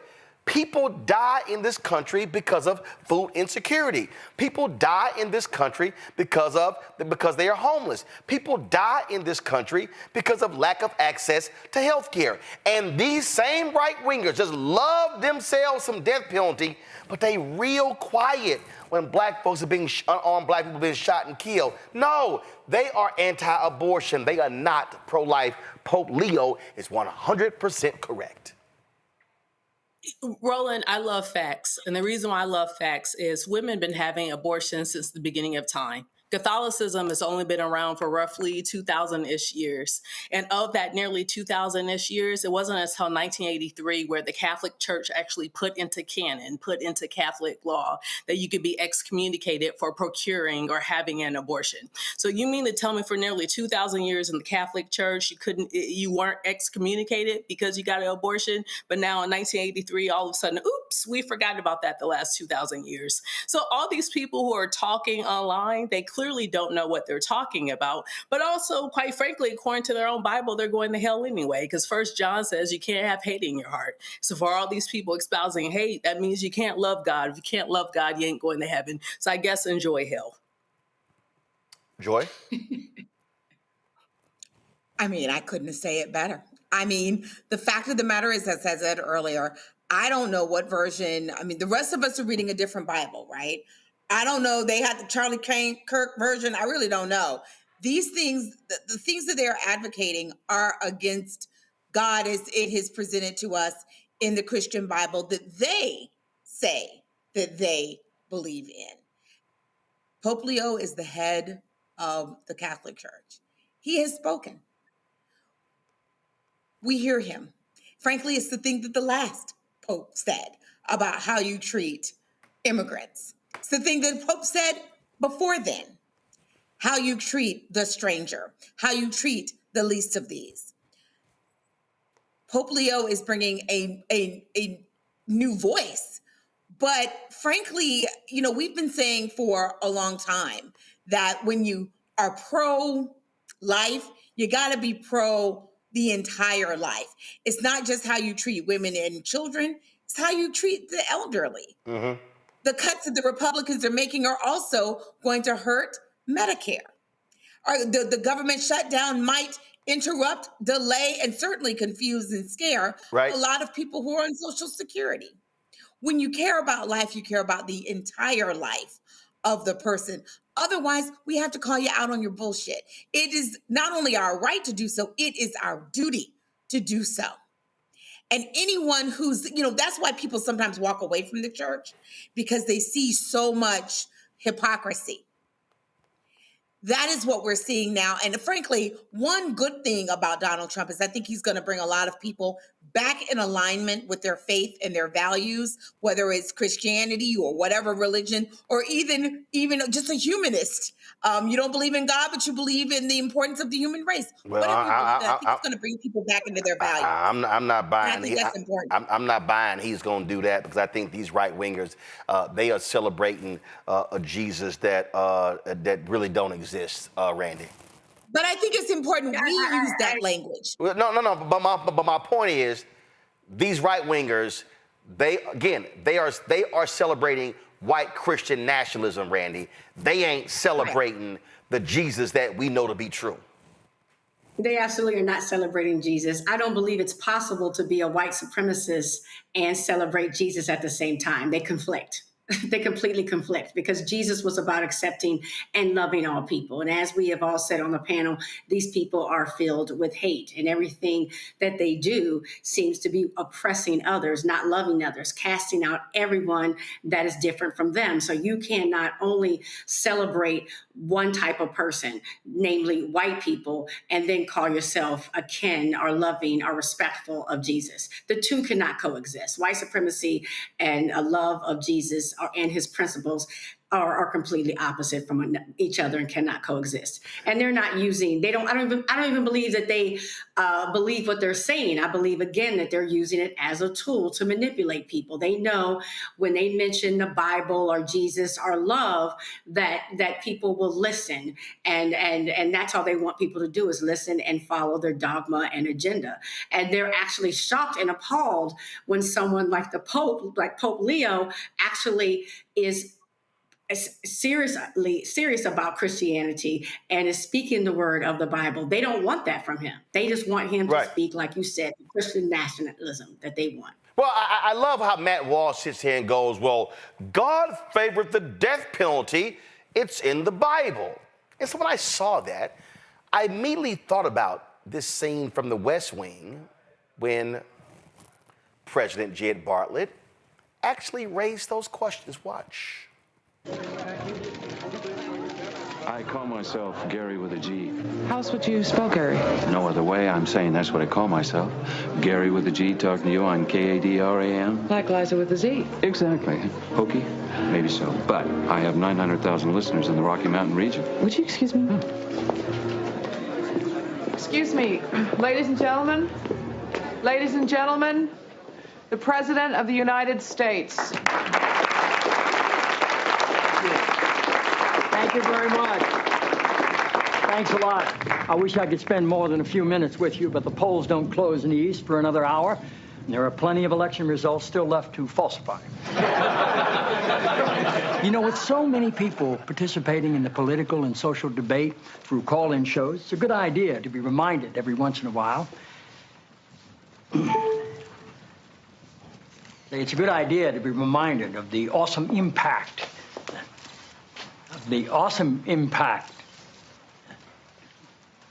I'm sorry. You're Dr. Jenna Jacobs, right? Yes, sir. It's good to have you here. Thank you. The awesome impact of the airwaves and how that translates into the furthering of our national discussions, but obviously also how it can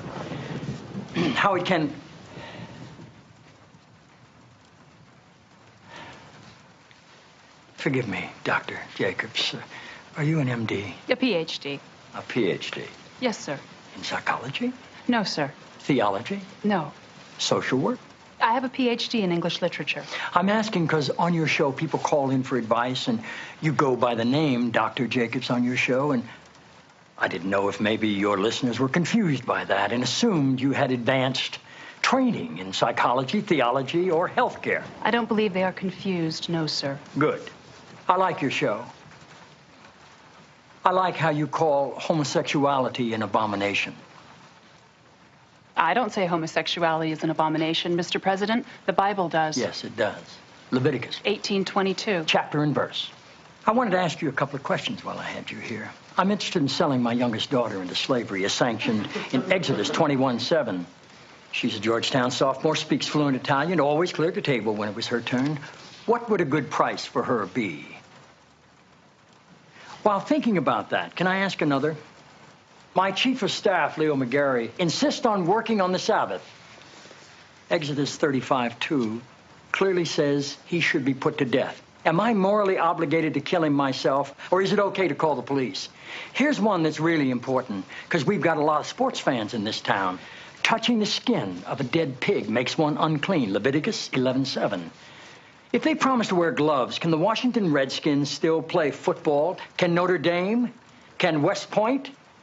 Does the whole town really have to be together to stone my brother John for planting different crops side by side? Can I burn my mother in a small family gathering for wearing garments made from two different threads? Think about those questions, would you? One last thing. While you may be mistaking this for your monthly meeting of the ignorant tight-ass club, in this building when the president stands, nobody sits. Wait.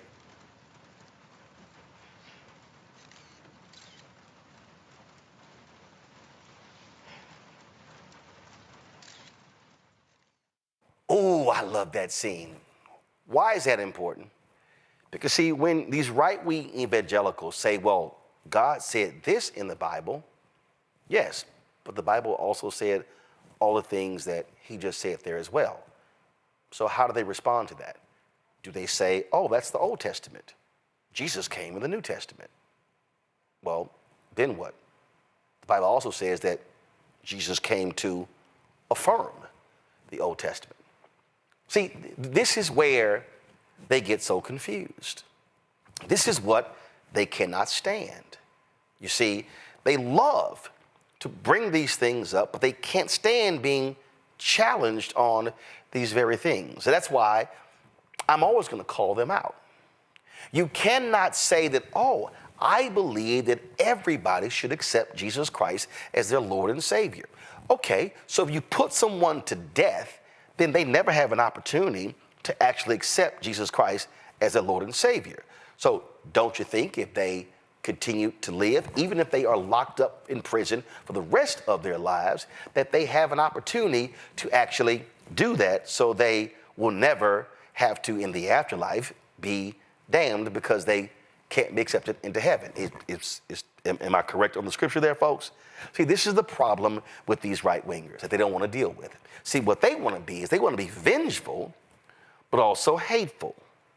See, again, they want to be anti-abortion because they just absolutely believe in the fetus in the womb. But when that baby is born, then what? What about a Head Start? What about prenatal care while that mother is actually carrying that child to term? What about proper health care? What about proper environmental laws? See, it's amazing how they are against the very things that actually impact life. Do they care about those with asthma? Do they care about environmental racism? Oh, I'm sorry, they don't believe in climate change. Yesterday, we just had the most ignorant Secretary of Defense stand up and say, yeah, we're not gonna have all this stuff anymore in the Department of Defense dealing with climate change. Really? But you care about life. So when you see more storms, more violent, more destructive, killing more people, do those lives matter? And see, then when we say Black lives matter, they go, all lives matter. What if all lives matter? How then can you say you support the death penalty? What they can't stand is the consistency of Pope Leo. See, MAGA loves that New York Cardinal Dolan praised Charlie Kirk and said he was a saint. With the rhetoric that he uttered, really, Dolan? Or are you simply a maggot, a right-wing American cardinal? See, that's why they hate Pope Leo. That's why they hated Pope Francis. But they can't stand a spiritual leader who challenges them on their faulty spirituality. Gonna go to a break. When we come back, MAGA is really mad because Bad Bunny is gonna be performing at the Super Bowl. Oh my God, it's gonna drive them crazy. Back in a moment. Next on the Black Table with me, Greg Carr. An hour of living history with Dr. Richard Mariba Kelsey, thinker, builder, author, and one of the most important and impactful elders in the African American community.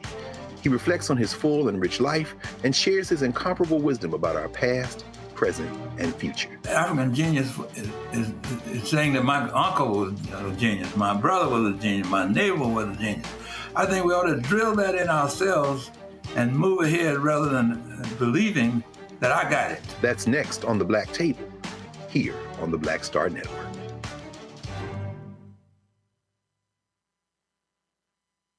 This week on The Other Side of Change. Charlie Kirk, gun violence in America, and how the nation has responded in the week since. In many ways, it's become very, very toxic, a witch hunt, really attacking anyone who's not mourning this man. What we're seeing right now is the weaponization of selective compassion, and people will so often don't say anything about the crisis of gun violence. We're going to dig into all of it, what this means for the state of gun violence and the state of free speech. You're watching The Other Side of Change only on the Black Star Network.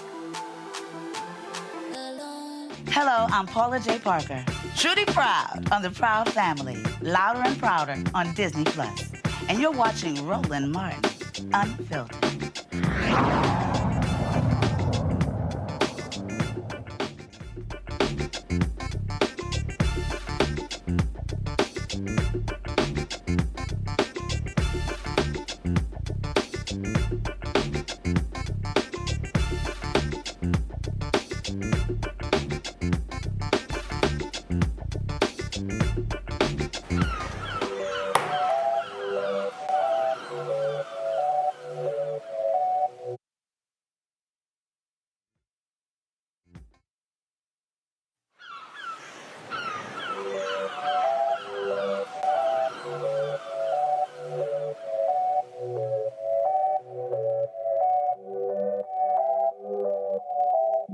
Se acostó temprano, mañana hay que estudiar. Pero llamó a la amiga diciendo pa' janguear. Well, there it is. It's official. Puerto Rico's finest bad. MAGA to lose their mind, y'all.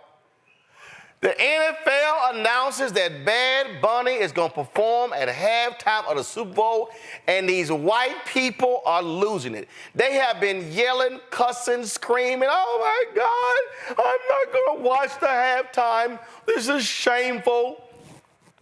Turning Point USA needs to have a counter. What if we had a group of Christian artists who sang at halftime, this man is the devil, this man doesn't like ice. You had this one white woman, she's like, I've never heard of him. Like, Heifer, we ain't never heard of you. The man got 5 million Twitter followers. Her trifling ass don't even have 100,000. Y'all, Bad Bunny has won 3 Grammys, has more than 100 billion streams, has the most played album on Spotify. He has a global reach. He's a reggaeton singer, okay?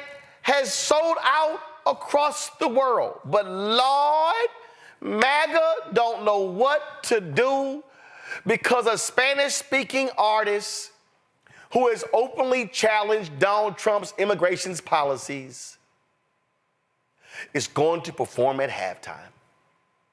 Then they're saying, how dare he? He's not an American. He's Puerto Rican. It's a U.S. territory. Woo.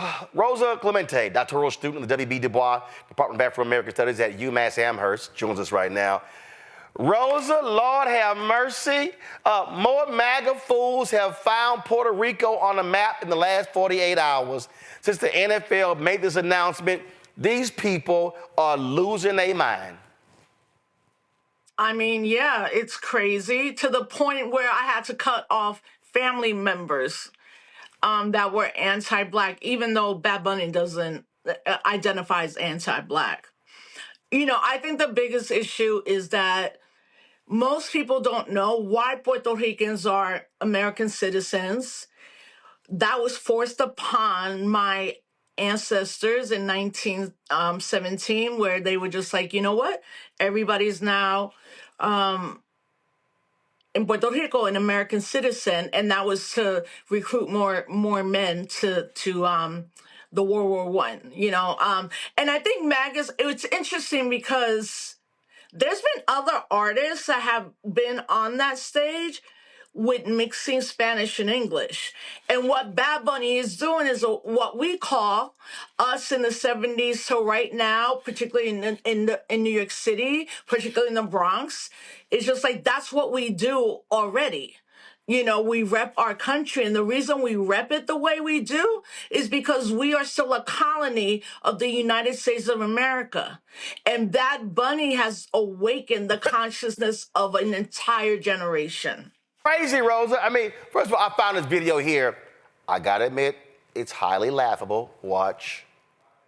That Bad Bunny, whatever his name is, Bad Bunny, I don't even know who the man is. I know, all I know is from political thing that he supports Democrats and that he's anti-Trump, right? And that's apparently where the NFL is going. So I won't be watching in the Super Bowl this year, which I mean, football, sports has got really dull for me. Like, I'm done watching a lot of sports because it's got too political, right? Like, all the great people that could have headlined the Super Bowl, it used to be people with actual talent, and it's not some dude who I don't even have a global or national. No, like nobody knows who he is. Like, I mean, people know who he is for the wrong reasons. That he attacks ICE every chance he gets. He attacks Trump every chance he gets. He attacks Trump supporters every chance he gets. And so half the country don't like him. Half the country don't like him. So half the country probably won't be watching the halftime show. And so it just, the NFL ought to be ashamed of themselves. They become extremely political. He's feminized. I don't know if he's gay or what. I had to sit here. First of all, brother, why don't you learn how to look at the camera when your ass talking? How about we start right there? 2, ain't nobody ever heard of your ass. And then he said, this guy's not global or national. Damn, does Google not work? And then I love this here. So sports has just gotten too political. Oh, but y'all didn't mind those moment of silences for Charlie Kirk at the Green Bay Packers game and Dallas Cowboys game. They don't mind the politicians showing up in the suites of the owners. They don't mind the owners who actually give money to MAGA, but they say Bad Bunny too political. Well, I mean, isn't it fascinating, the political commentators on the liberal white folks? Because I'm like, I already know what the right is doing. Right is not even standing up to protect their own American citizens in this country. Bad Bunny residency was historical, but there's a lot that's being left out. First, he chose not to come to the United States because he was scared that other Latinos, unlike with Puerto Ricans, which, Roland, you know, mad people still don't even understand that Puerto Ricans are American citizens, right? So for him to come out and be like, you know what? I'm repping Spanish. I'm repping hip hop. I'm referencing reggaeton, right? And that's what they're scared of, obviously. Also, what Bad Bunny has done is really awaken an entire new generation of consciousness post Hurricane Irma and Hurricane Maria. But there's also a reason why, Roland, I think this might be your next question about the military occupation of Puerto Rico. No. I got another fool to show. I mean, I'm just having a ball, y'all. Watch this here. Do you wonder why the NFL hates its customers? I don't understand. I do understand. They think they're too big to fail. So they've adopted woke and they refuse to let it go, as evidenced by the halftime show they're putting together. Well, Jay-Z is, that's Jay-Z a whole nother video by itself. However, the definition of stupid, if you have a business, is to do things to make the majority of your business hate your business. But the NFL has done a great job over the decades of making themselves into a brand that they feel like is too big and they can do whatever the hell they want to do. Y'all, first of all, Roland, this is an 8-minute video. I'm not playing all of it because he's too stupid. And see, these MAGA people, they were so pissed off last year with Kendrick Lamar performing, and they were just upset, and they're just kind of like, oh my God, this is just too black. What are they doing? They're running off their audience, and then they were just like, this is just too much, and I don't know what we should do, and no one's gonna watch, and I don't. Yeah, no. Go to my iPad. Kendrick Lamar's 2025 Super Bowl halftime show is now the most watched of all time. 133.5 million viewers, drawing a larger audience than the Super Bowl itself. See, Rosa, this is what white MAGA and these individuals, I call them the help, these blackface MAGAs don't understand. The Super Bowl. Hold on, Rosa, hold on. The Super Bowl is not solely a United States game. The NFL is trying to be global. They played a game in Belfast, Ireland. They're playing games in London. These idiots don't even understand the Spanish-speaking population of the world. And so, hello, they ain't just focusing on some white hicks in the South. They're trying to be global. Go ahead. I mean, that's what it is. It's not we're trying, we are global. And what Bunny's representing, Bad Bunny's representing, it's just not like the colony of the United States, Puerto Rico. There's a reason why he's a #1 global star. There's a reason why when you see reports from the extinction, genocide of what's happening to our Palestinian brothers and sisters, they are referring to his song, and the song literally means like, I don't want them to do to Puerto Rico what they did to Hawaii.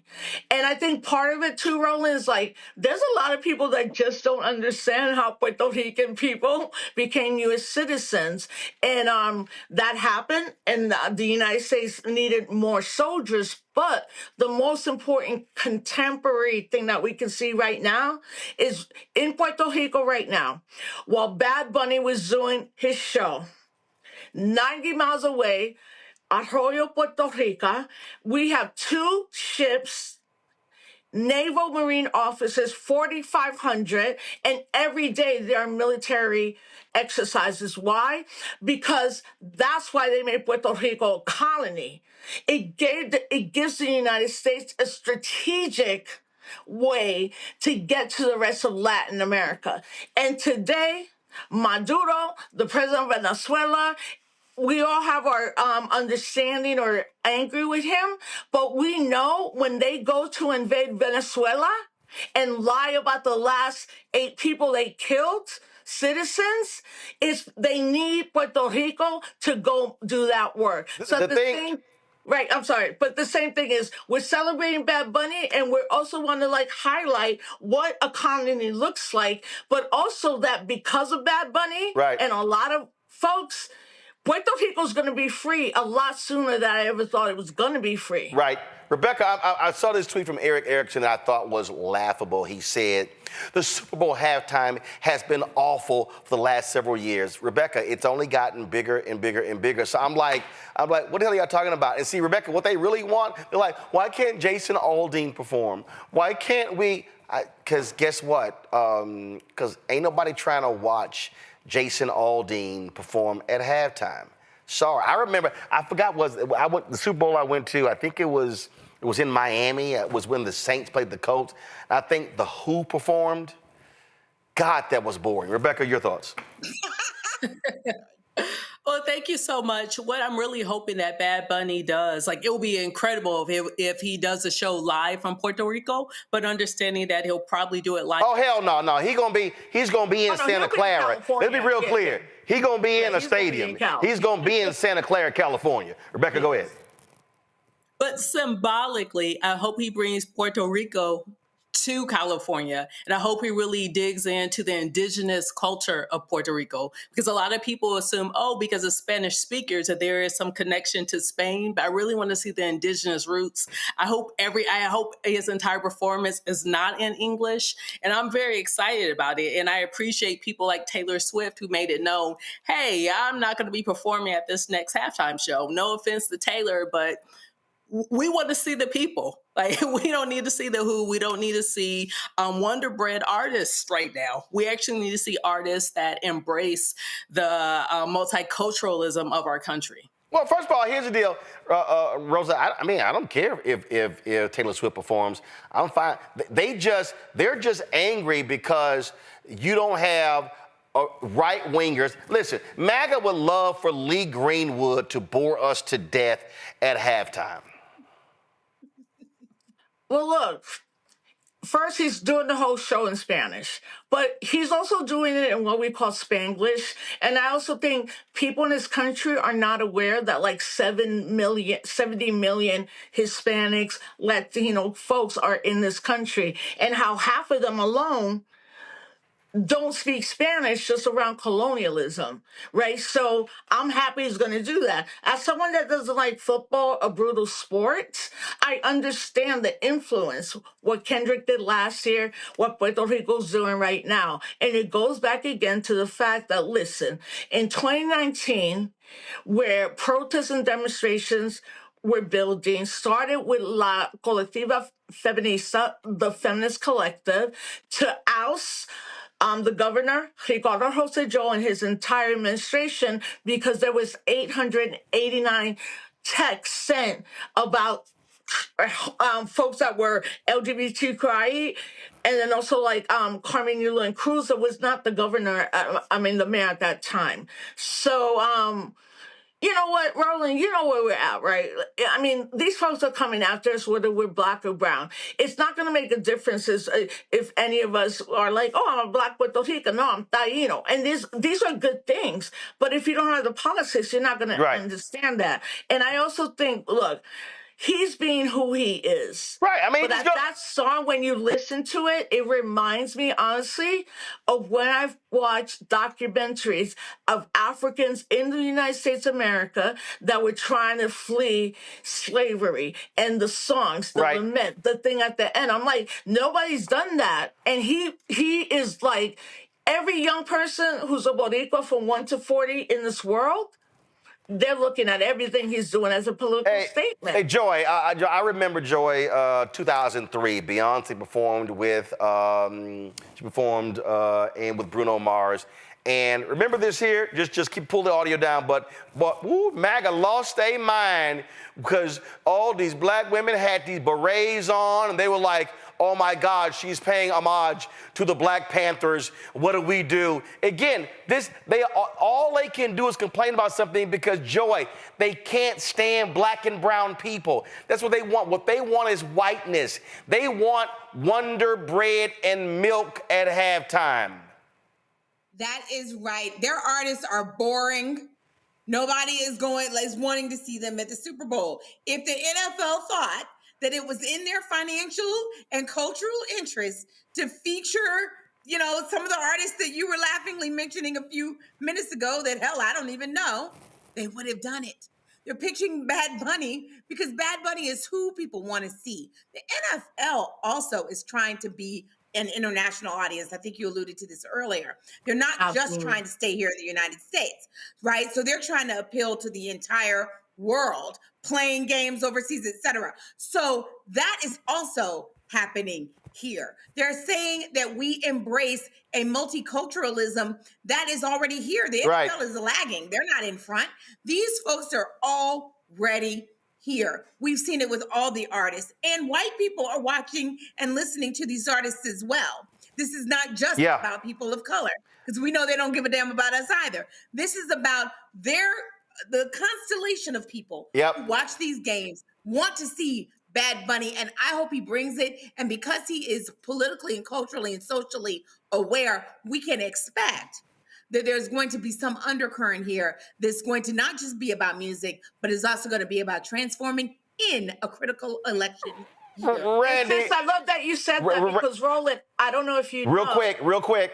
Okay, so I don't know if you know, so last night, a Bad Bunny song from 2020 was released on SoundCloud where he's straight being like, the police are killing black people, we miss Kobe, and there's white young men massacring people, right? So like, right now, from what I'm hearing from folks I know at those levels, they're saying the NFL might be thinking of even having him because of a song that we would see from any hip-hop artist that was political and black. We would see it from Talib and Dead Prez and all the amazing, like, more political rappers. And it came out and somebody just dropped that. I had never heard it. But once I heard it, I was like, oh, yo, Boricuas, look, right here, we at a whole different level right now because they're trying to erase us because their launching pad to invade Venezuela is here. And I guarantee you, in 10 days, they're going to try to invade Venezuela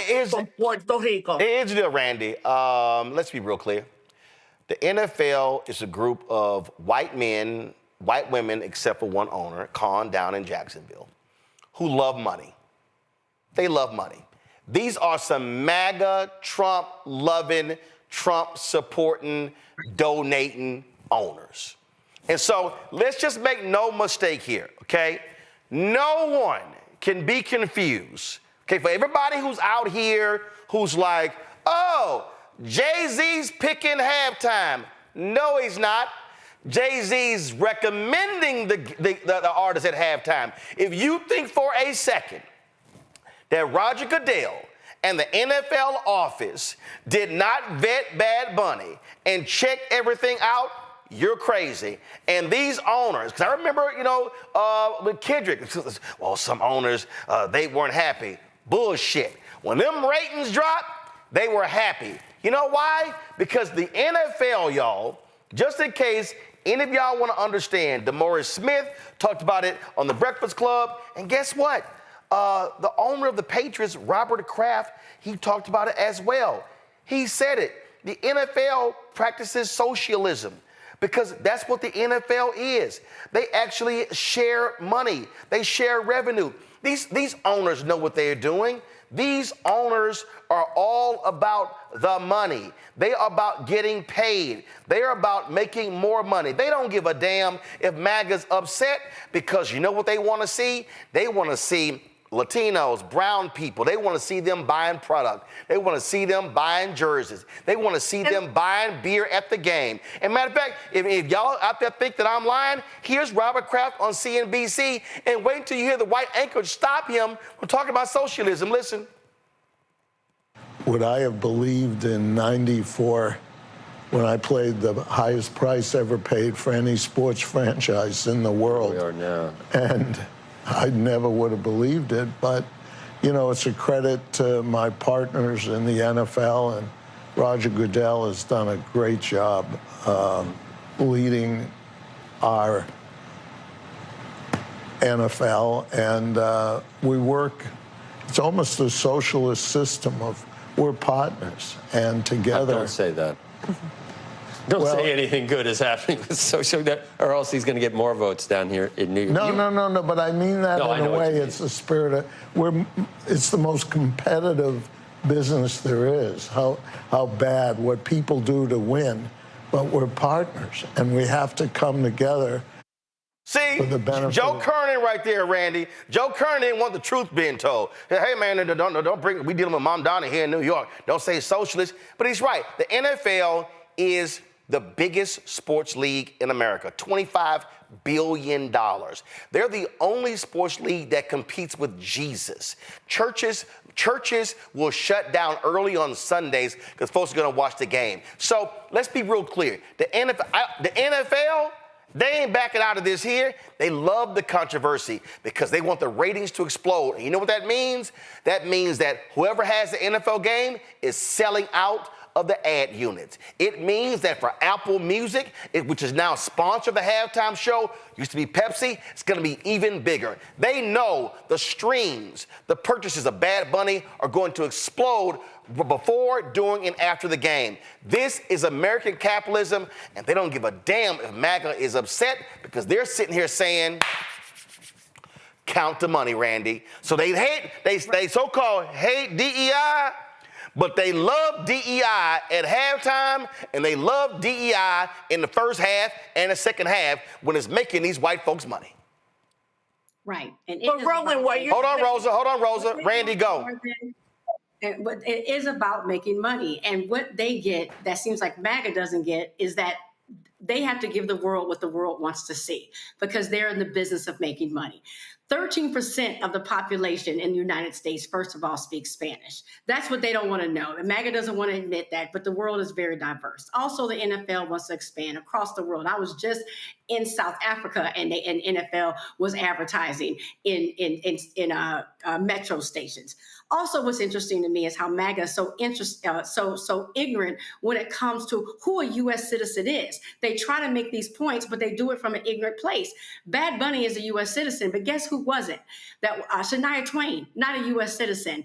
The Coldplay, not U.S. citizens. U2, not U.S. citizens. Rolling Stones, not U.S. citizens. All people who performed at the Super Bowl halftime shows before. They didn't have problems with them because they look what these ignorant folks think Americans or U.S. citizens should look like. But Bad Bunny does not because of the way he looks and the language that is his first language. And so all they're doing is showing their racism as they always end up doing. But the thing is, I've always told people, MAGA is divided into two people. They're the very rich ones, the billionaires, and then the very racist ones. And sometimes they are divided because the rich ones are not going to give into their racism and lose money. They're going to make their money. And that's exactly why that choice was made for Bad Bunny in the NFL. Rosa, final comment. I mean, I agree with what you just said. And I'm like, at the end, America's capitalism. What they don't see as the effective is that, in my opinion, after Hurricane Maria and then 2019, Bad Bunny led the biggest protest in the history of Puerto Rico, $1.8 million. There's a lot of things to talk about us being a colony. And the last thing I will say that I appreciate, your audience is going to appreciate, in this tour, He recruited a faculty member at the University of Wisconsin. His name is Dr. Badillo. And Dr. Badillo wrote this. And fam, if you love Puerto Rico, don't get the navy blue. Get the lighter blue. Bad Bunny created his entire show on the history of Puerto Rico. If we align as American citizens, African American citizens, Puerto Rico citizens, United States citizens who are treated as second class, we have always worked together and we're going to keep it moving. Well, listen, I think to watch these MAGA people lose their shit is absolutely hilarious to me. And they're going to be yelling and screaming. I don't think for a second, I would be shocked if the NFL pulled back on this. I think they did all the vetting. They knew what was going to happen. They knew the reaction. But the NFL owners care about one thing, money. They will pimp any controversy. They will pimp anything in order to make money. It's as simple as that. That's how they roll. So we'll see. But there's nothing like MAGA and these maggots crashing out. Roland Clemente, I appreciate it. Thanks a lot. Thank you. Folks, that's it for us. Let me thank Randy, Joy, and Rebecca for being on today's panel. Thank you so very much, folks. Again, like I keep saying, y'all, the conversations we have here, y'all ain't getting these conversations on the rest of these little networks. They ain't having these real conversations because you're going to see some stupid discussion with Scott Jennings and doing some dumb debate on CNN. You're going to see some silly-ass discussions on Morning Joe. We know there's going to be some lying on Fox News. But on all these networks, broadcast and cable, they ain't centering black people.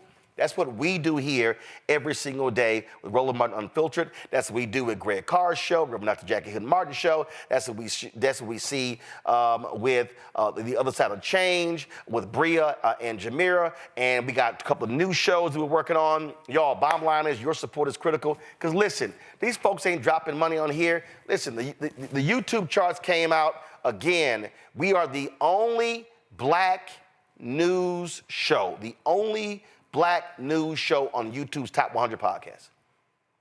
That's it. We the only one. Everybody else black, sports, entertainment. You got Neil deGrasse Tyson, his science thing. That's it.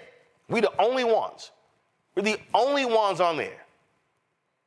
That's why your support is critical. That's why we need you to watch.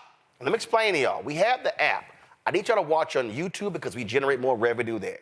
That's what helps us pay for all of this, okay? So watch on YouTube, share our videos, spread them around, post them on your social, push people back to watch our YouTube channel because, y'all, this is about building this network out. I'm telling y'all, we launched on 2 shows. I'm working all day today.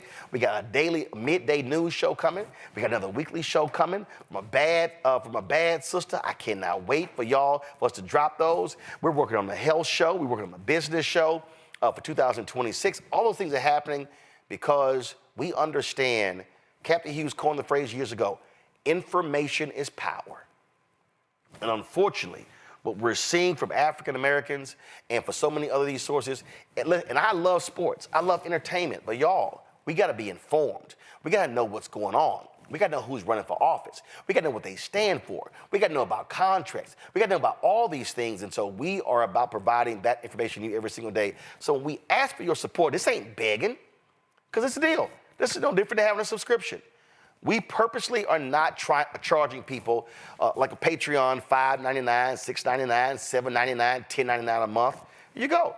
And again, I ain't got nothing against everybody else. When I saw the New York Times article saying Joe Budden's podcast does $20 million a year, I would love for this show to do $20 million a year. Because you know what that means? That would mean I could hire 50 more people. I could literally go out and hire reporters, producers, writers. We can have full health care, dental, benefits. I'm just being straight up, y'all. What we have built in 7 years is something nobody else in black-owned media has done, and people told me this was going to fail. Folks told me I was going to lose my $350,000 investment in this year. Because see, y'all, the first year and a half, we had small amounts of money at YouTube coming in. I took $350,000 of my own money to make sure that our staff was paid when we launched this show. We had one sponsor. We launched this show. That money lasted us from August through December 2018. Our folks never got paid late. Not one day, not 1 hour, not 1 minute, not 1 second. So the donations of our team has made this happen. And understand something. It's real simple. It's real simple. It's a whole bunch of other people out there that have failed. It's a bunch of mainstream. I tell you about the recount. They raised $32 million and they went bust in December 2022. And they launched the same time we did. They raised $32 million and lasted 4 years. And so, this is why it's important for you to support us. We're trying to raise $1 million between now and December 31st. We launched this effort on September 4th. We've raised $250,000 already. Your investment is important. We're 25% there. And I'm telling y'all, the stuff that we are playing is going to blow you away. New daily midday news show, another weekly show, a business show, a health show, plus we're completely retooling blackstarnetwork.com to be a news portal. What we are doing is what black people say we need, but we can't say we need something if we ain't willing to pay for it. Because if we're willing to pay for Starbucks coffee and bags and shoes and stuff along those lines, and then we complain about, oh my God, why didn't we know these things? It's because we're being force-fed sports entertainment all day. Oh, the right wing? Oh, they got Republican billionaires cutting them checks. Breitbart, Daily Wire, Daily Signal, Daily Caller, all these right-wing people, PragerU, all these people, they got right-wing billionaires cutting them 5, 7, 10. Listen, it was a Pakistani Iranian who gave $15 million to Tucker Carlson to start his company after he got fired at Fox. And Fox did to pay him off, he got millions. I ain't have millions after getting fired. Didn't have it. My point is, the stuff that we are playing, it's about educating and empowering our people. To support what we do, Cash App, use a Stripe QR code. See at the bottom left-hand corner. That's also the credit card as well. PayPal's R. Martin Unfiltered. Venmo is RM Unfiltered. Zelle, Roland at RolandSMartin.com. Roland at RolandMartinUnfiltered.com. Checks and money order. Make it payable to Roland Martin Unfiltered. P.O. Box 57196, Washington, D.C. 2003 7-0196. Download the Black Star Network app. Apple phone, Android phone, Apple TV, Android TV, Roku, Amazon Fire TV, Xbox One, Samsung Smart TV. Be sure to get a copy of my book, White Fear, How the Browning of America is Making White Folks Lose Their Minds, available at bookstores nationwide. Also, if you want to get our Roland Martin Unfiltered Black Star Network swag, you can do so by going to shopblackstarnetwork.com. T-shirts, hoodies, wall art, mugs, you name it, we got it right there. The QR code's there as well. Just take your phone, open your camera, point into that QR code, tap it, boom, you're good. If you want to get our black-owned products, everything you see to my left right here. See these products right here, y'all? Okay, we got the car solution to clean your car. We've got juices. We've got relishes. We've got sauces. We've got workout products for your hair. We got skincare. All this, backpacks, black crossword puzzles, black-owned toilet paper. Everything you see right here, black-owned products. Go to shopblackstarnetwork.com. You see it right here. This is the webpage. You see the T-shirts. You see the products. Keep scrolling. You see all of these things at shopblackstarnetwork.com. Go there right now. And don't forget, download the app, Fanbase Show. Download the app. That's a black-owned social media app. And so it combines Instagram, Clubhouse. They're going to be adding a feature like Twitter. All of that right there on Fanbase. Go to startengine.com/Fanbase. If you want to invest, $13.2 million is raised. The goal's raised $17 million. They're almost there. So if you want to invest, get more information. Folks, that's it. I'll see you tomorrow right here. Roland Martin Unfiltered on the Black Star Network. Holla!